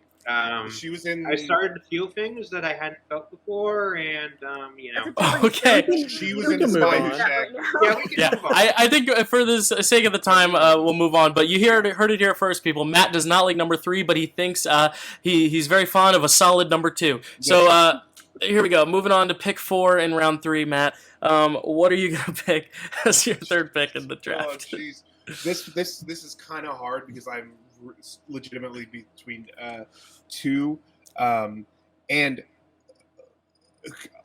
one of them has a movie I like more than any of the other movies in this other franchise, but the other one has a more consistent franchise for me. And so I'm going with the Planet of the Apes Caesar trilogy. Oh my God, that was my next pick. That was my next, Matt. That was literally what I was going to pick next. I was afraid of that. By the way, when I was saying my heart or my head, that was exactly the one I was thinking of. That'd be my heart, okay, bro. good. That'd be my There you heart. go. There you go. Actually, yeah. Great pick, Matt. Oh my God. Planet of the Apes trilogy, the Caesar trilogy. Matt Reeves, right? The Matt Reeves Matt one? Reeves, yeah. Damn yeah, it. Okay. The Caesar trilogy. Wyatt did the first one. Yeah. Right, yeah, Matt Reeves did the Right, second right. too. Right, but you know what I'm talking about. Yeah. Right, yeah. The first one is good. It's a solid, good movie. It has John Lithgow, which is something that we should all want in our movies. It's a great start to a fantastic trilogy. Dawn of the Planet of the Apes, which is the second one, is probably the best sci-fi movie not made by Denis Villeneuve in the last 10 years. It's got an almost perfect finale with War of the Planet of the Apes, where it all cut it's just a full circle trilogy. It's beautiful, it's wonderful, it's great. And when Matt Reeves didn't need to make the first one because that first one was not a Matt Reeves movie. Matt Reeves needed to make the other 2 because those needed to be the Matt Reeves movies that they were. And so that to me makes it such a great trilogy. Yeah, no, it's great. I was going to pick it, and now I have no idea what my game plan is because my next 2 are from the same director, so I have no idea. Anyone else's thoughts on that? Yeah, I want to say something for sure. This was definitely something that I really, really wanted to pick. I was really thinking about it. I'm glad Matt picked it so that I didn't, because it wouldn't have gotten it back around to me anyways, because Dylan would have picked it. But I was wondering, do I pick this one because I really, really love it? But there's other ones that I do love even more. But this one, it really, really captures my heart as well as my mind. I agree with Matt. I think it's one that gets better and better as it goes along. I do think the third one is the best. It's just, I think, Matt Reeves just really, struck gold. And I think this is I prefer this Andy Serkis to the Gollum, which I know is a hot take for a lot of people. I don't think that's But I not think right. I think this one is a more emotionally driven performance than the Gollum one, and any of the other stuff that Andy Serkis has done. So I think the Caesar stuff really, it's some of the best filmmaking I've ever seen. So I love this one. I'm just like looking at the draft board, and like if I had picked to go fourth, I could have gotten Before at 4. You would have taken Indiana Jones and Genesis. I could have gotten Godfather on the wraparound, and I could have gotten Planet of the Apes here. It's okay. You live and you learn. All right, I'm gonna. Oh gosh. All right, so. All right, this was gonna be my wraparound pick because JD, you have 2 superhero trilogies. I want to get one on there. I'm gonna pick my favorite. This is more nostalgic based. Some people hate the third one. I love all 3. I'm picking the Sam Raimi Spider-Man trilogy. No. Chad, there were 9 picks in between yours and your next Right. one, so there was a good chance you were going to lose this one, and I'm salty about the Planet of the Apes pick right before this, so I have to take this one because this is my favorite category. My favorite trilogy left, because my top 5 it was Before, Godfather, and then it was Lord of the Rings, Planet of the Apes, and How to Train Your Dragon. So they're all off the table. So now I have to just kind of go for my next favorite of the bunch, and it is this one. I love this one. This has nostalgia for me. I actually like the first one the best. I think it's the perfect superhero origin story. The second one, though, very solid. My favorite villain of that trilogy. And then the third one, I think it takes it in some interesting directions. I think it's a little overcrowded. I don't think Eddie Brock needs to even be there. Also, because I don't think Topher Grace is very good in it. But otherwise, I think it's a pretty solid movie, especially with the Peter Parker stuff. I like the crazy dance stuff. I think it's interesting. It's something different, which we don't see a lot now in a lot of the modern superhero making, where they all kind of follow a similar template a lot of the time. Like, I really like how different it feels. Does it work for everyone? No, but it doesn't have to. It's bold, and I like it. Anyone thoughts on those Tobey Maguire movies? Let me just real quick. Topher Grace actually isn't the problem for that movie with me. I actually enjoy him in that movie, and when he was cast, I was like, "That's pretty good." I don't think it's well executed with him. I think that the bigger problem with that movie is not Eddie Brock, but Peter Parker. Like, Peter Parker is the problem with that movie for me. For most of the movie, even before the Venom stuff. Like, he's just, I don't know. It just doesn't, especially based on what we learned, what he should have learned from Spider-Man 2. It feels like it doesn't really track for me necessarily. Spider-Man 2 is my favorite. It's one of my top 5 favorite superhero movies of all time. I like the first Spider-Man, but I have a big problem with the fact that that they put a mask on Willem Dafoe, which they fixed in No Way Home by having him do the face. They put a mask on a dude who they cast because he looked like Green Goblin, and then when they have their fights, or when even like that scene where they're on the rooftop and they're talking to each other, it looks like 2 action figures. Like, you're holding 2 action figures talking to each other, because neither of their mouths are moving because they're both wearing masks. Full face. That captures the spirit of playing with your toy box when you're little. Yeah, I love the spirit of that. It just didn't make the great movie for me. I like this trilogy though. I watch it. I own it. I watch it all the time. I really enjoy this trilogy. So, and Bruce Campbell's in all of them. So that's going to get a plus bonus for me. All right. Any other thoughts on that? Yeah, Chad. Absolutely. I definitely wanted to pick this one because I'm right with Matt. Spider-Man 2, I think, is my favorite superhero film of all time. I think it's like the best one that's ever been done. JD's thoughts aside. JD. We've had you got to put them back. Okay.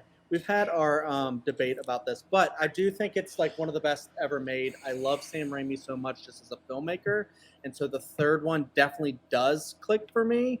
I've also had my issues with it. I've not liked it before, and then I've loved it before. I'm kind of in the middle a little bit right now. I don't think it's the greatest movie, but I do think it's a really fun one, and it's a good one. I do think it is a good movie. I do think you can extract Topher Grace from there a little bit, but then you lose a lot of the bully Maguire stuff, which I think is. I love all the campy stuff with Sam Raimi because that's what works for Sam Raimi for me. So all the Spider-Man 3, and then I love that Dylan loves the first one because I think the first one is really, really great too. So, Yeah. I just real quick, I want to say that I loved the first one when it first came out. On retrospect, I haven't liked it as much. Also, the Sandman stuff is just stellar in that third one. Yes, it is. Yes, that is so good. that yes, is so it good. was. That is the heart. Thomas So Hayden I think Church. There is Ooh, half yeah. I think there is half a great movie in I Spider-Man. agree. I love how they It's just- tie it back to the first two. Yeah. Oh, mwah, so good. JD, give us your hot takes. Okay. So I struggle with this because I was like Chad. We're similar age. I was raised on this. Like we this was probably one of the first superhero franchises we saw in theaters. Like Oh, yeah. Yeah. Like it's at the time I really loved it. Since then I still love Spider-Man 1. I want the first Raimi Spider-Man. I really love the dynamic between William Dafoe and Peter Parker, and all of that stuff. Like the first one to me is still that's my favorite. That's still very solid.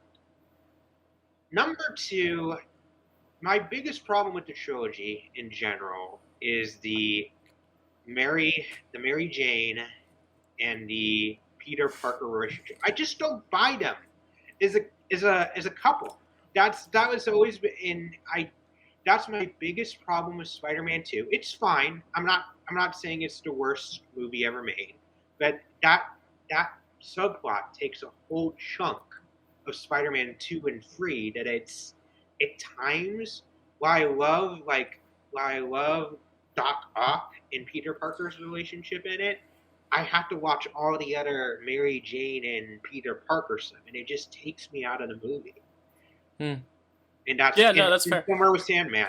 I actually think Sandman stuff is great, but again, I have to watch the love triangle between between Harry, Peter, and Mary. Yeah, I like the love story, but again, that's a big part of it. So if you don't like it, I can see why that harsh, shadows your view of it. But yeah, I think it's my favorite superhero trilogy just because the other ones left on the board, there's always 1 or 2 movies in those trilogies that I'm just not a huge fan of. And there's one that I like a lot, but none of those movies I love. So I'm picking Spider-Man. It's going to be my superhero trilogy, and the rest of the superhero trilogies are all up to y'all. I want to round out my board a little bit, though. I got some romance, I got a mobster trilogy, I got action / superhero. Let's go for some horror, why don't we? And I didn't know if this was a ballsy pick doing this, but Matt, you said Bruce Campbell plays well. Damn it! So you know what I'm gonna do? You picked Planet of the Apes, so I'm just gonna double Raimi it up. I'm picking a double Raimi, and I'm doing the double Raimi whammy. And I'm picking Evil Dead trilogy, Evil Dead 2, Army of Darkness. Because here's the thing, I was gonna pick Planet of the Apes and Spider-Man, but Matt, you took Planet of the Apes, so I'm getting Evil Dead and Spider-Man.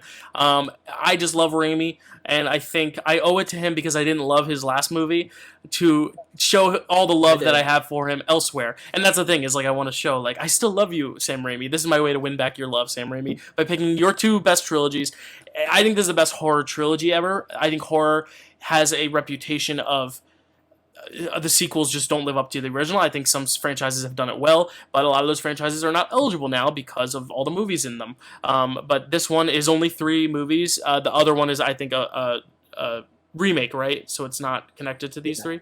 Yeah. So Right. yeah, this is a trilogy in and of itself. It's a really great trilogy. Very tonally consistent. I love how different it takes a different direction with the third film, but still feels in the spirit of the original 2. I love the second one a lot. I love all of them. This is another one of those trilogies where I don't really have a favorite. I guess maybe Evil Dead 2, even though that's the cliche answer. But I really love the hand attacking Bruce Campbell. You can't have enough Bruce Campbell, and I think that's the motto of my draft here. Is I'm going back to back Raimi, back to back Bruce Campbell, but I'm feeling good with it because I think this is, of all the horror options, this was the one that spoke truest to me. So Matt, what are you going to say? Because I apparently served you a taste of your own medicine. So how you feeling? Dylan, I would like to formally apologize for taking Planet of the Apes Caesar trilogy for me. Okay. I didn't know that you were going to do that. I only did. I only This almost was didn't because it was the same director, and I was worried about doing that. But then I was like, "There's nothing on my board I like more than Evil Dead right now." So I got. You had said they're the same director, and it did not even click with me at first. When you were like, "Oh, 2 of mine are the same director," I didn't even think about that. Evil Dead 2 is one of my top 5 favorite movies of all time. Wow. It's I love horror comedy. That is a perfect. It's a perfect blend of horror and comedy and slapstick and just every second of that movie is so much fun and enjoyable. It's my favorite horror franchise also. And what's great about it is you have three distinct genres of movie in this, because the first one is a straight up horror, the second one is a horror comedy, and the third one is just a comedy. And I love all three. The first one doesn't age quite as well, especially when you watch the second one. You're like, it's just a better version of the first one to me. Army of Darkness is brilliant and beautiful. I love Bruce Campbell. I've read all of his autobiographies. I'm obsessed with the man, and so hats off to you for giving me a taste of my own medicine. Is that the one you were deciding between with that and Planet of the Apes? No, because I didn't think anyone else would choose it. I thought I could do that at my last one because I didn't think anybody else was going to choose it. That's what's fun about draft day. That's why the wheel is so important. Yep, I'm marking this one red. I've been marking the other ones yellow when someone else does it. I'm marking this one red. Oh boy, Chad, what do you have to say? I think that was a ridiculous thought because that was also very, very high on my list. I really would have liked to get Evil Dead as well. I'm glad Dylan got it because it's such a great trilogy. I disagree with Matt. I think the first one is the scariest movie. I rewatched it recently and I'm like, but you said that it doesn't hold up, and I disagree that it definitely holds up. The tree scene makes it not hold up to me. Oh, okay. Every single one of them except for the third one, even the remake, has a tree rape scene. So that's why I'm saying if you love the franchise, to me, I'm like, tree rape. Yeah. Well, you don't have to love that, but it's a part of it. It's something that he does pretty much every single one except for the third one. But I do agree. I think the second one is the best. I think it's just on a filmmaking level. He just innovated so well with both the first and the second one. First one out of necessity, second one because Sam Raimi is just a crazy man who likes to do interesting things and will just throw anything or just try anything he thinks is going to be awesome. Like spilling the blood, he just will turn the entire set. Just all this stuff is just so amazing. But I absolutely adore all three of these. I think the third one is the weakest, but it's just because like the third act just kind of like turns into like this weird big battle that I don't love. But I love like the first two acts of that movie, and I just think it's a great, great trilogy that I love watching every time. So yeah, great. Any thoughts from you, JD or Stacy? I got a couple. So I'm a bit more of a horror novice.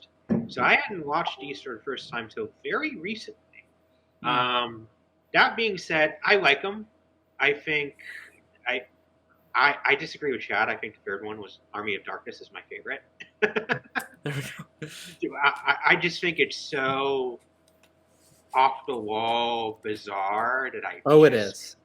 I just enjoy that so much that that was very much my wavelength. Whereas the first two were a bit more kind of standard horror, which again, I know that it's these were kind of the things that made the mold, but like because I hadn't gone these two recently, I'd seen a lot of similar horror movies like it. Therefore, like, it was fine, but Yeah, and Stacy, any thoughts? I actually had a weird. I'm very much an in-order completionist for the most part, but when Army of Darkness came out, I think I must have been in middle school, maybe early high school. I didn't know it was the third movie 92. in a franchise. So I went and saw it because it was right up my alley, and I completely adored it. And then later in life, realized that there were two movies that came before. Nice. They're all great. I'm glad you picked it. It is on my list, but it was more of a backup on my list, so I'm just glad that we got to talk about it at all. Cool. They are horror classics, and if you haven't seen them and you like horror even a little bit, go watch them. Yeah, and they're not like scary. Yeah, they're not gonna like. They're more like camp, silly, fun horror. Yeah, so like you might be scared, but you'll also laugh. The first one is definitely, I think, very, very scary. But also, each film stands on its own. So, Yeah. Yeah. it's Yeah, a I great had show. no idea. Like, I wasn't missing anything by having Right. not seen the other two at all. Like, Army Yeah. of Darkness stood alone. So, Yeah. I haven't seen the remake, and I'll just to Me say neither. that yes, there is a tree scene in the second one also, but it does not make me as And uncomfortable the as the remake. you said in the Because it's in, quicker. It's quicker. Yeah. yeah, it doesn't in make the me as second one, yeah. uncomfortable as the first one does, and that's all I meant. I'm not saying the first one's not Oh, I bad. I gotcha. love it. I think it's an actual, Yeah. legitimately good horror movie. When I watched these for the first time, somebody told me about how they were comedies, and I watched it. I was like, "This is a legitimately good horror movie." I don't Yeah. know what they're talking about. Then I watched the second Yeah. Evil Dead 2, and I was like, "Okay, this yeah. is one of the greatest movies ever That's made." that's a legitimate criticism, Matt. Yeah. I understand. Yeah. Well, Matt, I'm sorry I picked your next or one of your picks. The one you were saving for last that Chad would have picked from you either way. What are you going to pick though as your fourth pick? Keeping in mind that we could snag this from you. I can't, but any of those three can snag them from you if you don't pick it. So, what is going to be your next pick? I understand how it works, Dylan. Well, yeah. You got mad at me for doing it before. do you think I was really mad at you? No, no, it's part of the okay. game. It's the fun of the game. Oh, Matt, yeah, you're that's never what mad I at me. thought. That's what I No. thought, and then it seemed like you thought I was mad at you. I was like, no. It's all in good fun. All in good Yeah, fun. yeah. But you also suck a ton of bricks. Oh no. No, I'm the one that I was debating on. I'm still debating on between that one and a different one. And if we don't get to it, I'll do it in my honorable mentions. Okay. I'm gonna go with. I'm gonna go with the Jersey trilogy. Nice. That was on my list. Yes. Clerks, Mallrats, Chasing Amy. You can have them. Those were. Excuse me, Chad. Those three movies, when there comes a time in every cinephile's life when you go from liking movies to loving movies, where you go from casually watching movies to I watch movies. This is what I do. Yeah.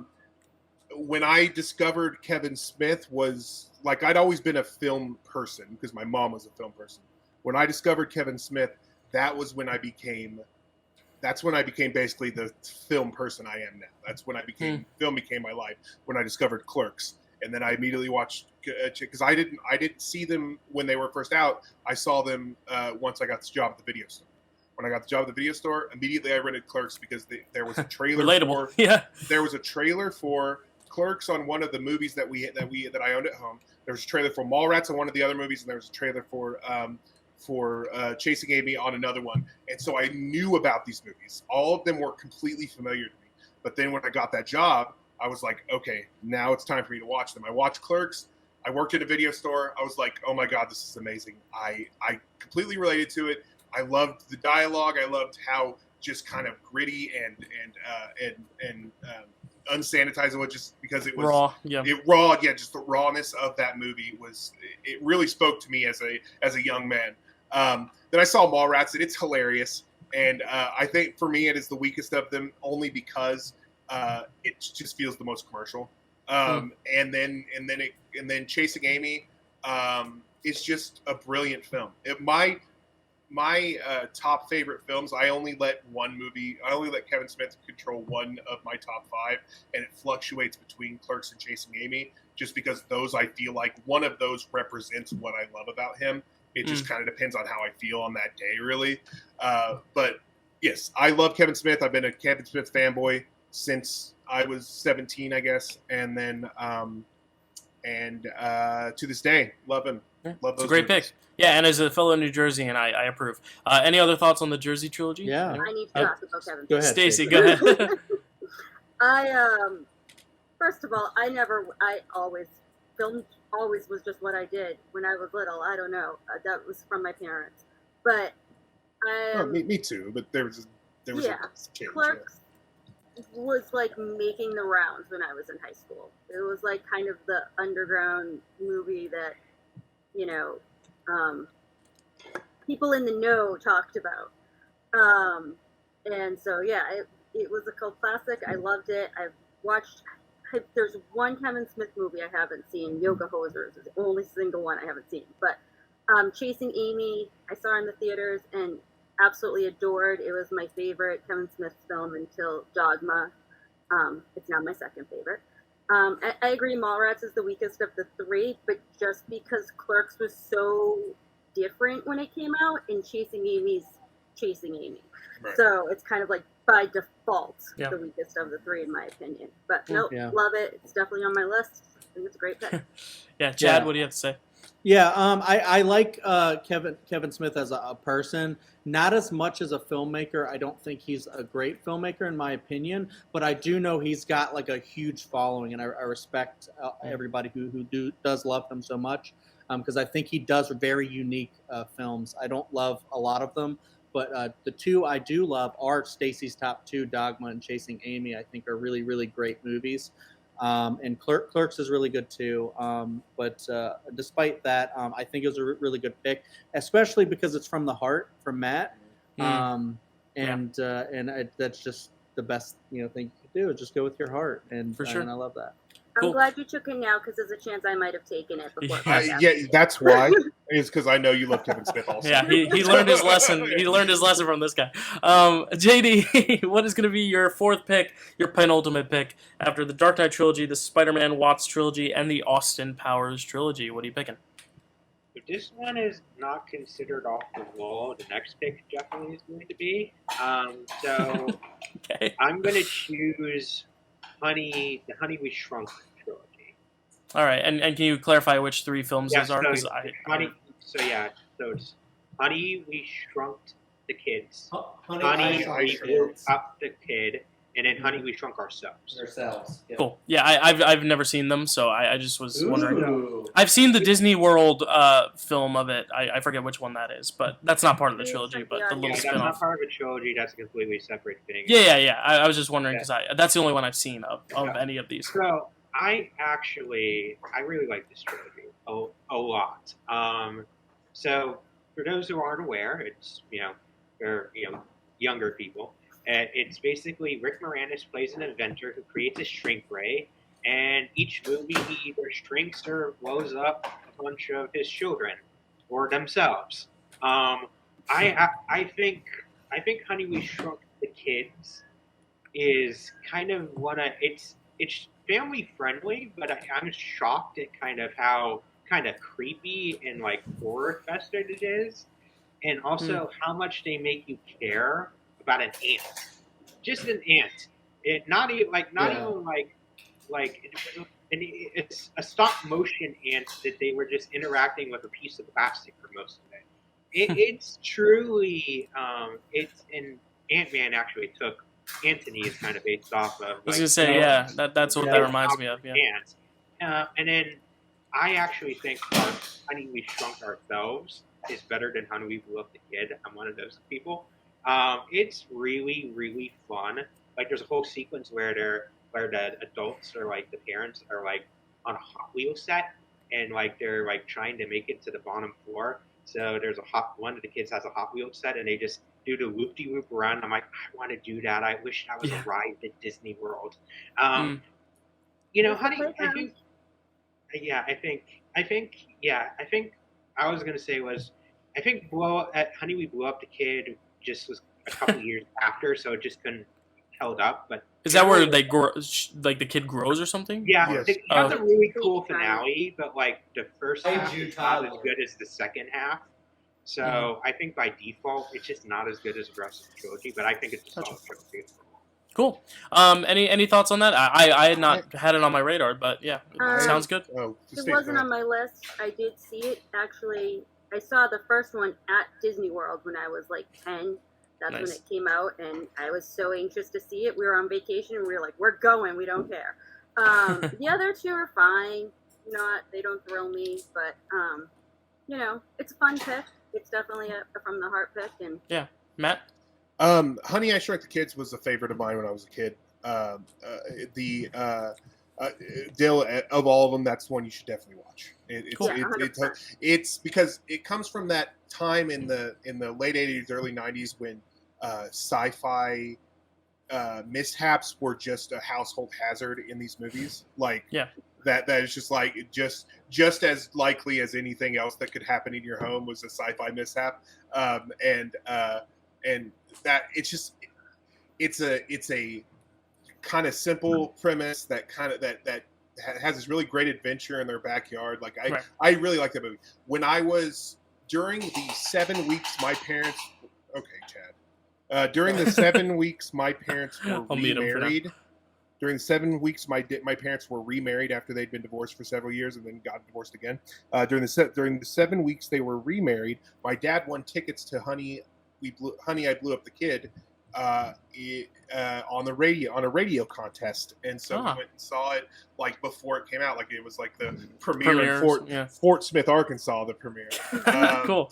And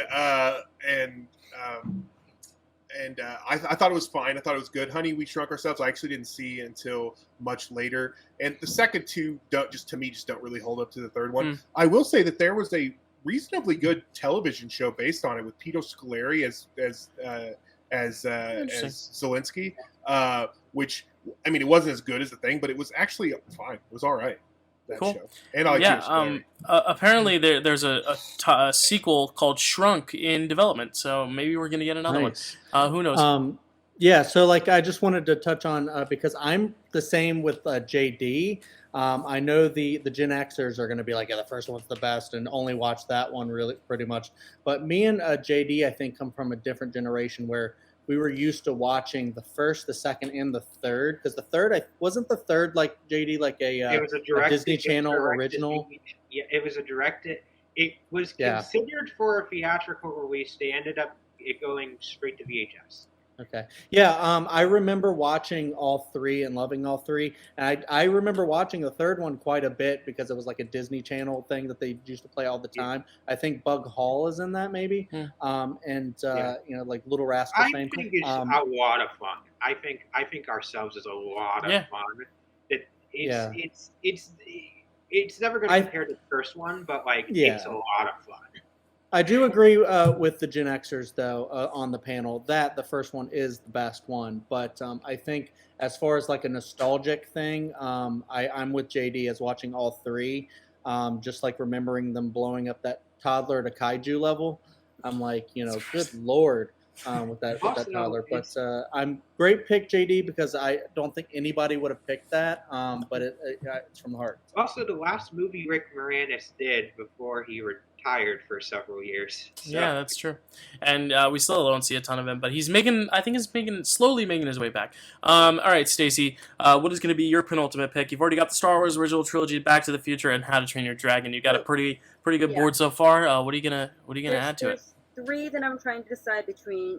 Two that I think that it's possible Chad will take. So I think I'm going to go for the surrogate of what I really want, but has 5 movies now instead of 3, which is the Bourne series, and take John Wick. Yeah, I'm surprised John Wick made it all the way to round 4. I am too. Yeah, but Stacy, you got it. I didn't pick John Wick only because I was like, I am not the most passionate person about John Wick compared to some other people on this panel, and I was like, I want to spread the genres more evenly, but it was definitely in consideration for me. So tell us about John Wick. Well, I actually just watched them for the first time, like, very recently. Yeah. And, you know, like I said, I'm kind of taking them in the place of the Bourne movies because there's too many of them. The Bourne trilogy would have been a great pick 10 years ago. Yeah. And I wanted some good action, like fighting, hand-to-hand, rated R action. And they're great for that. And the way they ended, I have to say, they didn't always keep my attention real well, but they always ended, so I wanted to watch the next one right away. Yeah. So they definitely have that going for them. And I'm sorry, Chad, if that was your pick. But that was one of the ones I thought you might take, so I had to take it first. Chad, was it on your radar? Oh, definitely. Yeah. Okay, yeah. There you go. Yeah, the John Wick trilogy is it's one of the greatest action trilogies ever made, I think. And I love it to death. I love watching everyone, especially the second one. Yeah. Because I watched that with my friends when we were doing like wedding stuff for my wedding. We were like fitting suits and going to see John Wick Chapter 2. And then it was like, you know, how do you want your suit? How do you want the lining in your suit? Tactical. And so Did they like, let you wear the suits to the movie theater? That would have been cool. We didn't do that, but No. you know, we Like did the Minions it kids. afterwards. right. I love that TikTok thing, but Yeah. yeah, I love the John Wick. I think Keanu Reeves is third to only like Tom Cruise and Jackie Chan for like just how dedicated he is to doing his like real own stunts I'd and agree with stuff that. like. Well, maybe like like Bruce Lee and stuff back in the day, but like currently I'm just like Keanu Reeves, and I'm just so excited for the fourth one. And great pick, Stacy. That definitely was on my radar. So I was gonna say, Chad, you do have the next pick though, so you can pick whatever you'd like to pick in replace of John Wick. Well, I don't know if it'll count because like of all the things that you've been saying, but I'm still gonna try to pick it. Okay. And we'll see if it gets vetoed. Do it. Yeah, it's Scream 1 through 3. Yeah, I would say that I allow it. Because I would say here's why I would say that it works is because that is the trilogy. Like the fourth one was the reboot, and the fifth one was the rebootquel.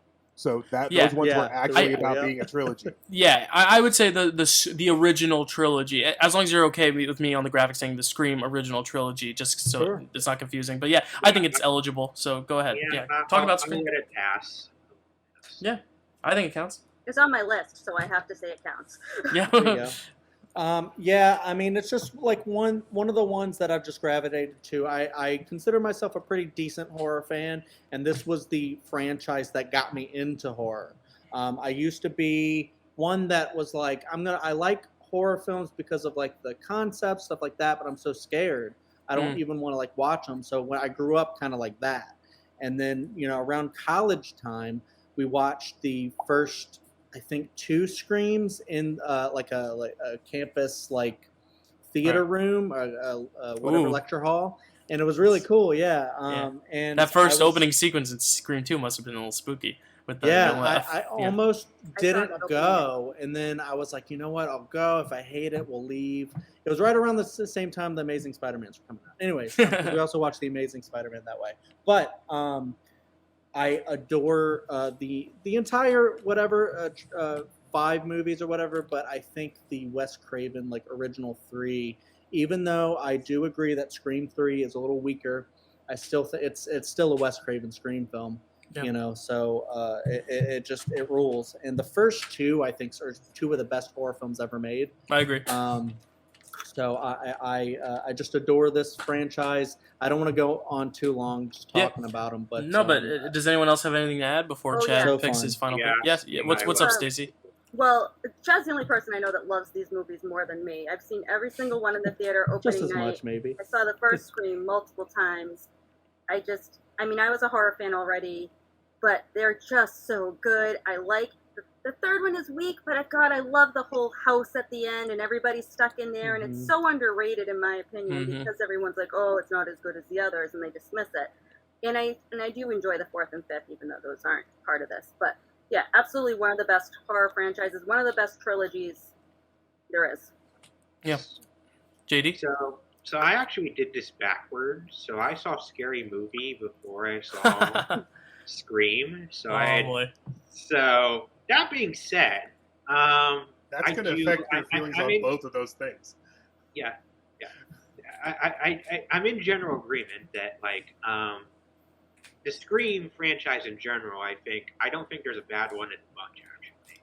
Like I actually prefer Scream 4 to Scream 3, and like I'm one of those people. And I think all of them are really solid.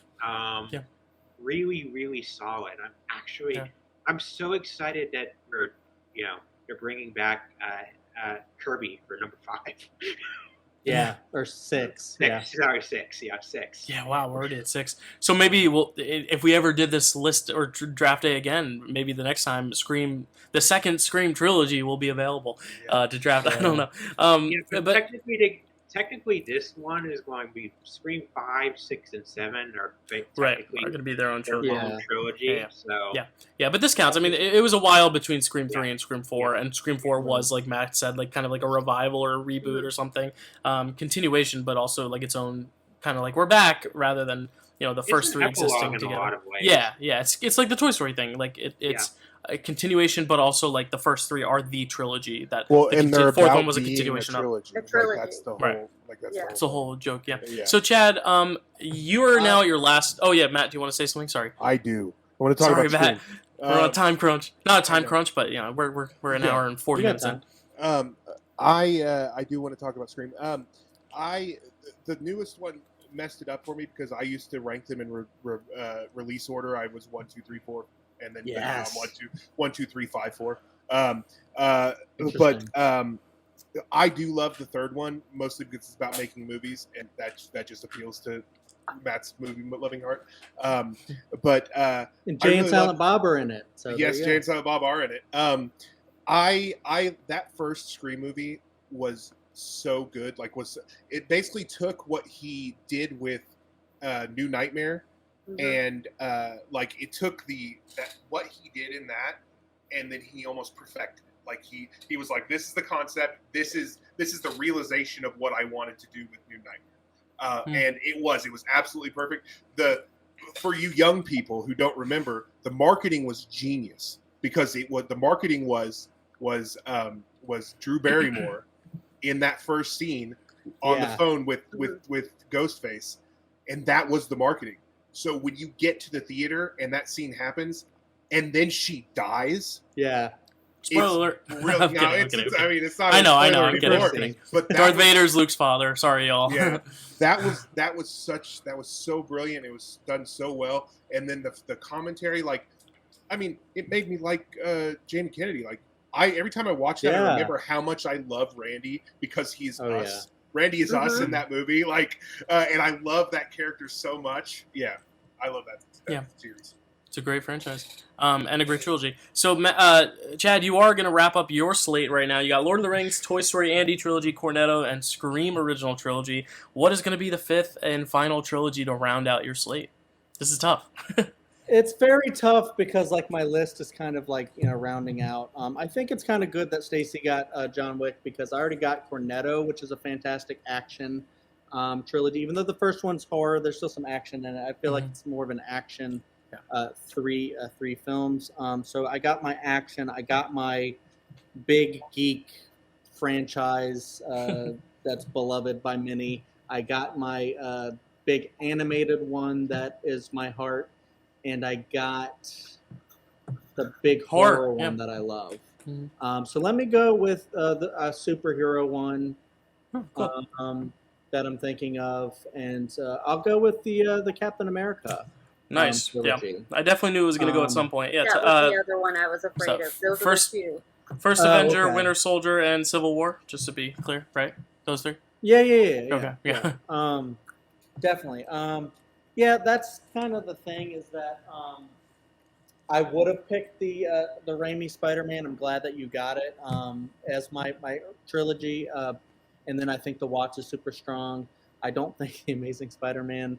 Well, that's not a trilogy, so never mind. Yeah, I mean, you could technically tack on No Way Home to those two movies and call it the Andrew Garfield trilogy, but I'm not going to give anyone ideas because I don't think you should pick it, anyone. I'm just saying, I don't think it'll play very well on the graphic. But I think the first Captain America movie was like really, really great when it came out. I think since it hasn't really held up. I don't like the whole third act. I think it feels like it goes on a little bit too long, but the first like 2 acts, I know Dylan loves it, but the first like 2 acts are really great. I love the themes of just the inner stuff becoming the outer, and it's just what's in your heart is what counts. But then the Russos took over, and my God, the Winter Soldier is probably still maybe the greatest MCU film ever made. That's debatable. I don't know.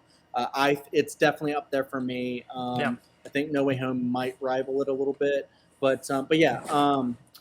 And then Civil War closes out really well, even though that one's kind of an Avengers movie. It feels like I still feel like it has like a lot of really great Cap themes of him, sticking to his guns and being like, "Look, no, this is the right thing to do." And I think that's the best thing about Captain America is he's always going to stick by what he believes in, even if it breaks up the gang. So.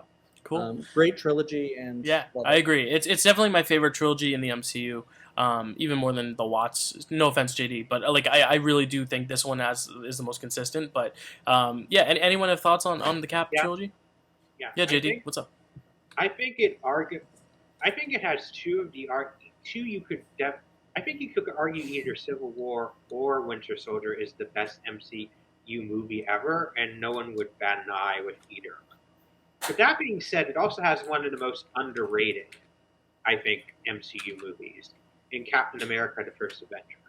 A lot of people poo-poo that first movie, but I think it's a very solid period piece, and it serves as the foundation of everything that they eventually do in the rest of the trilogy and his relationships. And everything that always goes back to him and Peggy. Like every decision that he made goes back to him and Peggy, and everything that he did goes back to kind of that relationship. It like sets up the through line for the rest of the franchise or rest of Phase 1, 2, 3. Yeah. Yeah, I think it's a very underrated piece, and it's also directed by Joe Johnston, who did Honey, I Shrunk the Kids, by the way. So also just got to throw that out. It's a very solid choice. Anyone have any other thoughts on that before we move on? I like those movies. Winter Soldier is great. The other two are good. I like the other two a lot. Cool.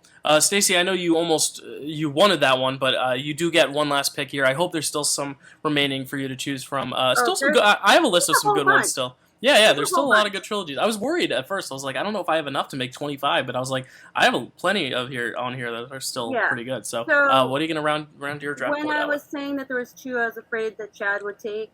That was the other one, but it was also one of two superhero movies. Oh. So I figured if he took that one, I would go with my one that's left.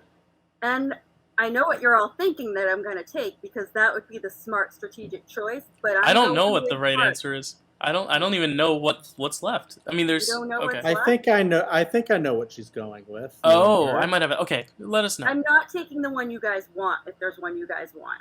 I'm taking Blade. That's what I thought you were going to. Oh, cool. Yeah, I thought you were going. I thought you were going. Vampires. I thought you were going maybe a little Shyamalan area, but no. I'm glad. I'm glad. Blade's a great pick. Tell us about Blade.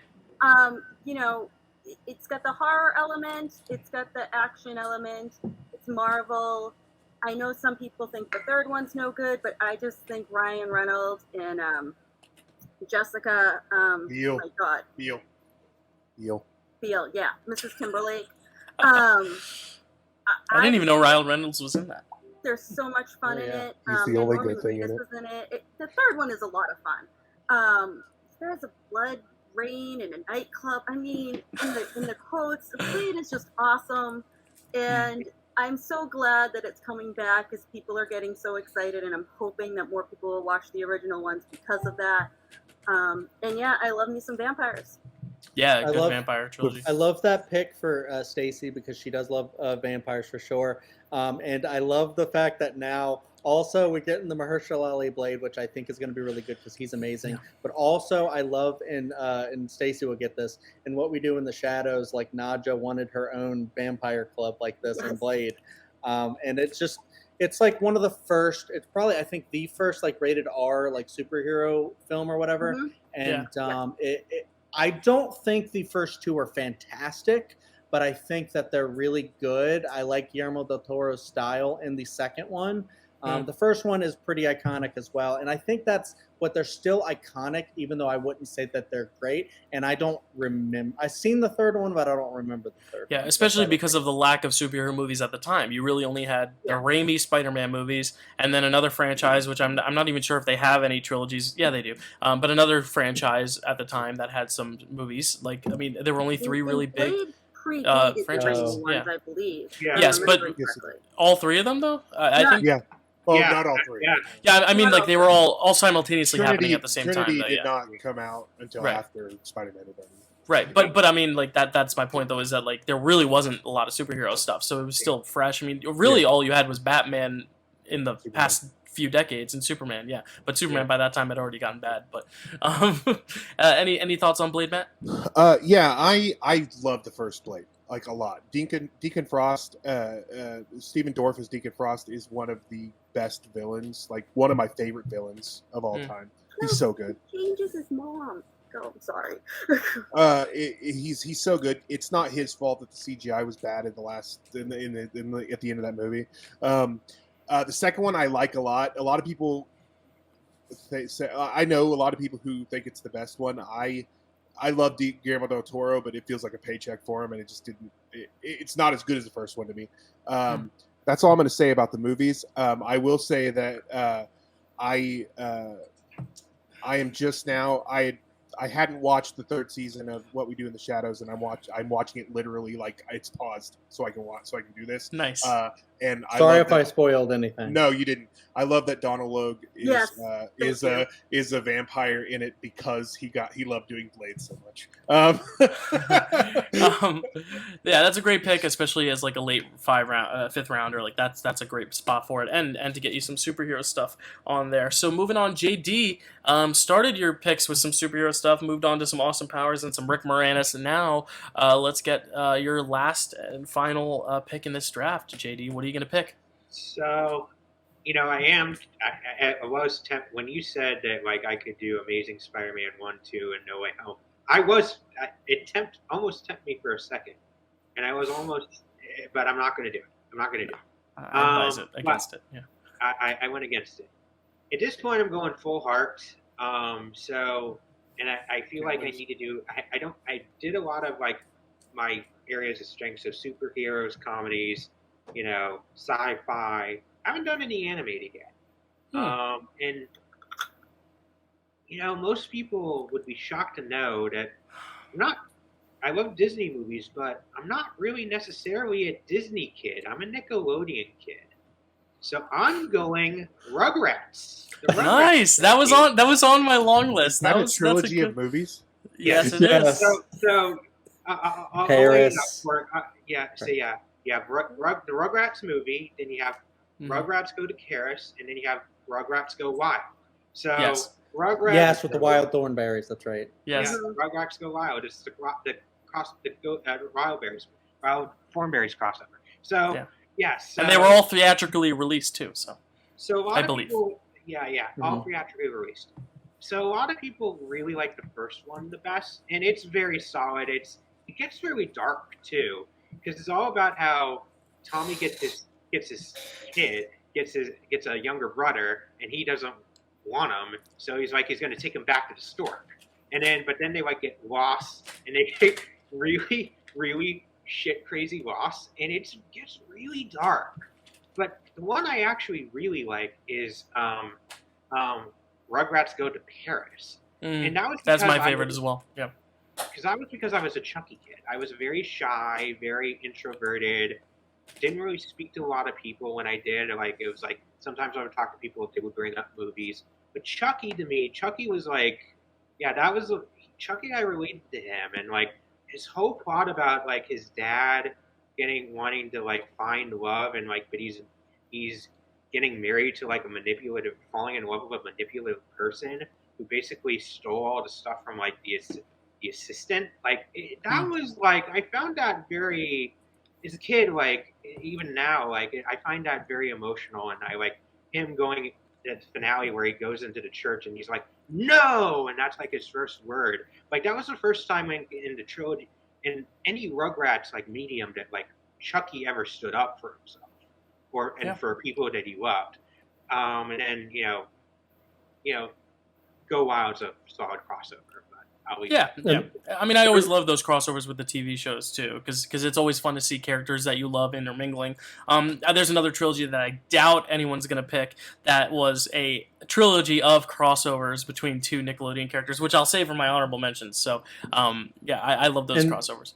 There was a similar movie franchise that Matt picked, where there was another great "no" line in it. So yes, yeah, it's true. Also his first word.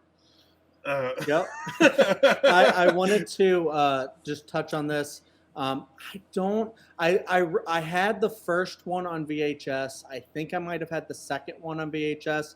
Kids, just look it up if you don't understand what that is. But yeah, I believe they were probably orange. as Nickelodeon tended Yes, to yes, they do. were. They were Yes, just, yeah. But That's yeah, great. I adored Rugrats the show because it was just probably like same as JD. It was just around the time when I was young, watching cartoons, and it just like was so. And I feel like if you watch it now, I feel like it's probably very mature. But Have you heard the theories, the Rugrat theories that think I don't even want to get into it probably- because it kind of creeps me out. It gives you heebie-jeebies, but something about like the fact that all the kids are dead and they're parts of Angelica's imagination or some shit. I did It's hear that. crazy. But yeah, no. we'll keep the creepy pastas for another episode. We'll draft our creepy pastas next. as far as but- to the maturity, or just on your point, I watched it because I had a kid that was watching it, and it was one of the few shows that I was like, yeah, we can put on Rugrats. Let's watch Rugrats. I was always down. So They have yeah, a I whole don't know. I think it worked. By the way, they have a whole. They were so diverse. Like diversity was such a huge thing with the Rugrats too. Like they had a Hanukkah special, like a whole 30-minute special about Hanukkah, and people don't understand. Like for people, Jewish people like myself, that doesn't happen. That's a great point. That doesn't happen. Like they had a Kwanzaa special too. Like I'm like, that doesn't happen with a show. Yeah, I love the progressive shows like that, but maybe that's why I really liked it. But yeah, I don't remember especially the third one. I don't remember gravitating to because I wasn't a huge Wild Thornberrys fan. But all I remember is Bruce Willis voicing the dog Spike in that. That's right. Yeah, that was pretty great. Yeah. It's an interesting fact, but great pick, JD. I love that you went with your heart there. Yeah. I don't know if I'll revisit those movies. Maybe. Matt, you look like you're learning a bunch right now. Yeah, I've never seen those movies. Any of them. I did watch the show, especially early on, because like the early seasons of that show were like the end of my cartoon watching days before I started watching cartoons again as an older person. It's that weird thing. So I did watch the show, and so I know it, and I still quote some of the stuff from that, like from back in the day. But yeah, those movies, those just came out at the wrong time for me. By the way, missed opportunity for Reptar Land. Like just that could have been a big theme park sell. You're right. So Matt, what is going to be your final pick? You already got Indiana Jones, Star Trek, Planet of the Apes, Jersey Trilogy. What are you going to round out your board with? I think I'm going to go with the one that I kept putting off, thinking, am I going to do this? And honestly, let's see if anybody vetoes it, because I don't think it should be vetoed. I'm going with the T-800 trilogy of Terminator movies. Which ones are those? Terminators 1, Judgment Day, and Rise of the Machines. I do think that's. I think that's valid. I think that's valid. Yeah. What is it? T-800? This is a major blind spot for me. So I've never seen these movies. So I don't know the T-800 what that means. T-800 is Arnold's. Is the model of Arnold's Terminator. Cool. So in those three, he is the main Terminator character. He's not in the other ones. So I would say in the T-8. So that's why I call it the T-800 trilogy. So in Terminator 2, when I was, that came out in what year did that come out? 1991. I was a child. It was an R-rated movie. My mom let me rent it because it was the 90s, and I watched it, and then I watched it again, and then I watched it a third time, and then we had to take it back. And then the next week, because my mom every Friday, my mom would take us to the video store, let us pick out a movie, and then we'd get a Bigfoot pizza from Pizza Hut. And then we would go home, and me, my mom, and my sister would eat pizza, and we watch our movies. That next week, I picked Terminator 2 again. I picked that movie so many times. I rented that so many times. Eventually, we bought it, and I've owned it on basically every medium it exists on. Wow. It was my favorite movie when I was a kid. I watched it so many times. When I got older, I had already seen Terminator, which I shouldn't have because I was too young. I had already seen Terminator, but when I was older, I came to appreciate Terminator also. It's got a similar, and this is really Jim Cameron thing. It's got a similar thing where the first one is a horror movie and the second one is a sci-fi, or like a sci-fi action movie. Similar to the Alien franchise. Because Alien is like a sci-fi horror and the second one's a sci-fi action. It's got a similar thing.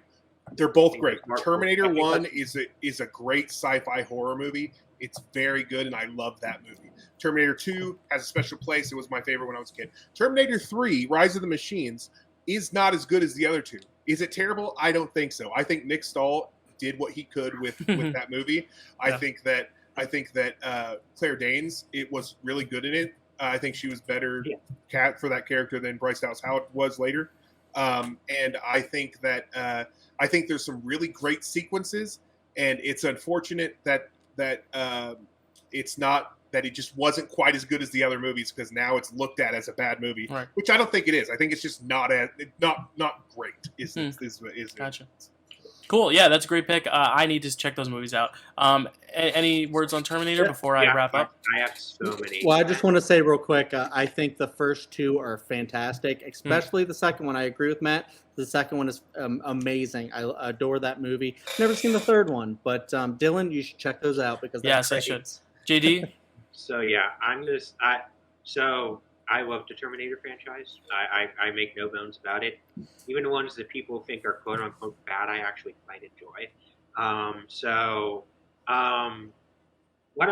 think the the James Cameron thing. The first one is a horror one. The second one is a sci-fi movie. It was more coincidence, but I think that I think all three of those, like, I saw Terminator 2 first, actually. That was interesting. Cool. Yeah. Go ahead. I'm just going to wrap it up. Yeah, just because Chad has to run in a few minutes, and I just want to get the final pick in so everyone knows what it is. This is purely nostalgic. The other four were like the ones I'm just like a fan of, but I also know like they will play well. They're very well respected. The reason I made the rule of it can be straight to video or direct to TV is because I wanted to include my childhood favorite trilogy on here, and that is, you guessed it, High School Musical 1, 2, and 3. And I'll tell you right now, the first one, a really great introduction to all these characters, great music. Second one, I think it's a perfect sequel. It takes everything from the first one, makes it even better, sets it in a more interesting setting, creates great dynamics between the characters, even better music. Third one, they went from TV budget to movie budget, and it shows. It looks freaking awesome. All the spectacle is brilliant. I love watching that one, especially when I'm not sober and I can just like just bask in all the dazzling images. It is a dynamite trilogy, and I highly recommend everyone check it out. What's up, Chad? Veto. Psych. What? Oh, okay. I was gonna say, if Honey I Shrunk could make it on there because of its direct-to-video, I'm glad you this one got that on the list there, because I know you love it. I've been meaning to watch these for the first time, but I need to get my head in the game. I've never seen them either. So oh my gosh. Oh boy. I respect them. I love DComs. I respect them. It makes perfect sense that Dyl likes that. He was a Peter kid. And it's my 5th pick. It's the 25th pick in the draft. It's the last pick. I could have gone for something a little bit more respect. I could have gone really artsy-fartsy and picked the Three Colors franchise. I could have also picked The Man with No Name. That's another popular one. But I'm going to pick one that I like rewatching more. And that's the one I was going to go with. I respect it. So, I'm more defending myself to America than to you, JD. But let me just rattle this off before Chad has to go, and then we'll plug ourselves and do some honorable mentions. But Chad's draft board: Lord of the Rings, Toy Story Original Andy Trilogy, Cornetto Trilogy, the Scream Original Trilogy, and the Captain America Trilogy. Stacy, the Star Wars Original Trilogy, the Back to the Future Trilogy, the How to Train Your Dragon Trilogy, the John Wick Trilogy, and the Blade Trilogy. JD, the Dark Knight Trilogy, the John Watts Spider-Man Trilogy, Austin Powers Trilogy, Honey, I Shrunk the Kids Trilogy, and Rugrats Trilogy. Matt, the Original Indiana Jones Trilogy, Star Trek Genesis Trilogy, Planet of the Apes Trilogy, the Caesar Trilogy specifically, the Jersey Trilogy, and the T-800 Trilogy. And Dylan, the Before Trilogy, the Godfather Trilogy, the Sam Raimi Spider-Man Trilogy, the Evil Dead Trilogy, and we're all in this together, baby, the High School Musical Trilogy. That is our 25, but there are some honorable mentions. Chad, you have to wrap up. You have to go in a sec, so like, just really quickly tell us what you're up to, what you want to plug, and if you have any honorable mentions that you really want to get off your chest. Yeah, I was just going to maybe throw out the Fear Street. It's a newer one. The Conjuring is pretty good. And then Bill and Ted is another really great one. I was thinking about maybe Die Hard, but that one's a little bit more wishy-washy with the trilogy. Plugging, picture this, check it out. We're doing Lord of the Rings 2002 in August. Very excited about that. Already watched The Hours. Thoughts on that later. Yeah, no, I do debate movie battlegrounds, TMG. I'm starting in a new league, which is what I have to leave for to do Yes. another debate. Yes, good luck. And Good luck. Thank you. I'm very, very excited about that. I do a lot of trivia. Dylan and I recently, I guess I won't spoil the result. No, but we because did it hasn't very- aired yet, but we played We in a did match. very, very well in a match at one point over in Henry's league. There will be trivia, and it was really a fun time. Check that out. Yeah. Dylan and I are pretty good together. Yes, we make a good team. And speaking of good teams, the one honorable mention I was going to bring up earlier in regards to Rugrats was the Jimmy Timmy Power Hour trilogy. Yeah. They made 3 of them, and they were all fantastic. Jimmy Yeah. Neutron and Fairly Odd Parents. Yeah. Some honorable mentions I also had the Hobbit trilogy. Not as great as Lord of the Rings trilogy, but it's great by Chad. Like I said, 3 colors. Star Wars prequels and sequels, but that gets a little dicey if you're going to put them on a graphic. There are going to be people who attack you for it. Some straight-to-video Disney trilogies that I like, Lion King. I think Lion King 2 and Lion King 1.5 are both very good. I think the Cinderella trilogy is pretty strong. The second and third movies are very good. The Cinderella Stitch, Cinderella Stitch in Time or Twist in Time is the third one. I forget what the second one is called. The Santa Claus trilogy, great Christmas trilogy. Wizard of Oz, Return to Oz, and Oz the Great and Powerful was on my radar only because that first movie is one of the best movies ever made, but didn't make the cut. And Kung Fu Panda was another one I was thinking of. And then, of course, the Verbinski Pirates trilogy was also on my radar as well, but I know also the internet doesn't always love those second and third movies, despite me loving them. Stacy, do you have any honorable mentions? Well, Pirates was one of them. Aliens was one, if they were accepted. I have a lot of, wasn't sure if they'd be accepted Right. ones. The Unbreakable ones Yeah, that that's we a good one, too. mentioned. Most everything else, people mentioned. I think I'm surprised nobody took Iron Man. I thought when I said I was going with a superhero, that would be the what people. There are would think two I was ones that going are with just Iron Man. so-so. Like, I find so-so. And I'm interested to see which ones you think those are, because for me, Iron Man 3 is far and above better than the other two. But I know other people disagree. Well, it was an honorable mention on my list, Yeah, but yeah, I for decided to go with my Blade. Yeah, I think that's a good me pick. More. Yeah, for sure. I didn't pick a superhero one, but Iron Man probably would have been it since I wasn't able to get Dark Knight. Right. And Matt, what are your honorable mentions? Die Hard before he became a superhero trilogy Nice. would have been was the only other one that's on my list, honestly, that hasn't been picked. Other ones that people have mentioned, Iron Man. If I didn't have any superheroes except Dark Knight on there, so that probably would have been it. But that second movie brings it down a lot for me. Although I like it still, it just. But yeah, Iron Man 3 and 1. Iron Man 1 just sets off the whole MCU, sets the tone for the whole MCU. I just think it deserves respect, Dyl. I like it. It's just I think the third one's my favorite. That's all I was saying. It's my but favorite too. but the second one I think is a dud. But the first one is like, for me, so. Second one's bad. Third one's great. But again, like that averages out to be a pretty consistent average trilogy. JD, any honorable mentions on your end? Yeah, I got a couple. So, one was Riddick, the Riddick trilogy. So Pitch Black, Chronicles of Riddick, and Riddick. Then You know what the problem with that one is? That there's more than just Pitch Black on that list. Is the problem with that list of movies? I like Riddick. I really like Riddick. I actually didn't see it. I didn't see it because I dislike Riddick Chronicles is of actually Riddick so it's much. a really solid. It goes back to Pitch Black. Like, it's a solid. It goes back to like the Pitch Black roots. So it's like it was one of those like 2 out of 3, but like the third one is not great. Despicable Me trilogy is another one. I actually think a lot of those. I know. No, I know. I didn't hate the new one. The new one actually surprised me. Better than Lightyear. I think the Minion prequels is not as good as the Despicable Me trilogy. I think all 3 of those have a lot of heart. And then also Ghostbusters. Yeah. Which ones? 1, 2, and Afterlife, or Correct. Yeah. Canonical Ghostbusters. Yeah. But yeah, that's it for draft day. Great lineup of films. This was our longest one yet, but I think it's because we were talking not just about 25 movies, but 75 movies technically, and even then some honorable mentions. And we had some great guests, so I want them to plug themselves and let people know where they can find them. So starting with you, Matt, since you're a constant face on the channel, but just to remind people where you are.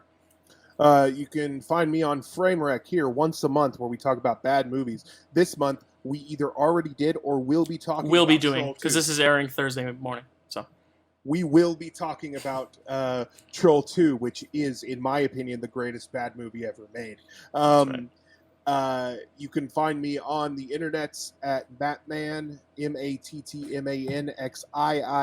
You can find me on Twitter, Letterboxd, and TikTok, cool. where I'm doing a series where I'm watching movies for the first time, one from each letter of the alphabet. Very I'm cool. on I. Nice. What did you pick for I? In the Name of the Father. Nice. And I've already watched it. I just need to film the TikTok. Nice. That's really it. JD, where can I find you? I'm at JDD Domash. You can find all my updates about various trivia leagues up there. I just had a match with Corey. It went really, really well. And at some point, I'm going to be facing Malcolm for a play-in for a number 1 contender. That's so, right. You know, you can see me on this channel there. I occasionally guest on draft day, and you know, I also dabble in TMG Geek. So Very cool. feel free, just feel free to see me there. For sure. And Stacy, what about you? I'm random places. Sometimes I judge Movie Battleground once in a while. You might find one of those. Sometimes I manage Dylan and Chad for trivia, so you might find me on one of those. I'm in the MCU League on the Dyl Pickle Movie Network. And hopefully you'll see me here again at some point. And you can find me on social media, most places, Stacy with no E, LM78. That's right. So yeah, this is airing Thursday. So after this, there is a poll on the Facebook page linked below. So go vote on the poll for your favorite draft because there's some good ones. And I can't say there's a clear favorite right now because everyone went with such different routes with theirs. This is going to be very interesting. So thank you all so much for watching. Of course, stay tuned for Frame Rec, Picture This, which already happened, but next month's Picture This, Marvelous Movie Mondays, all the shows on this channel. There's so many great things. So check it out.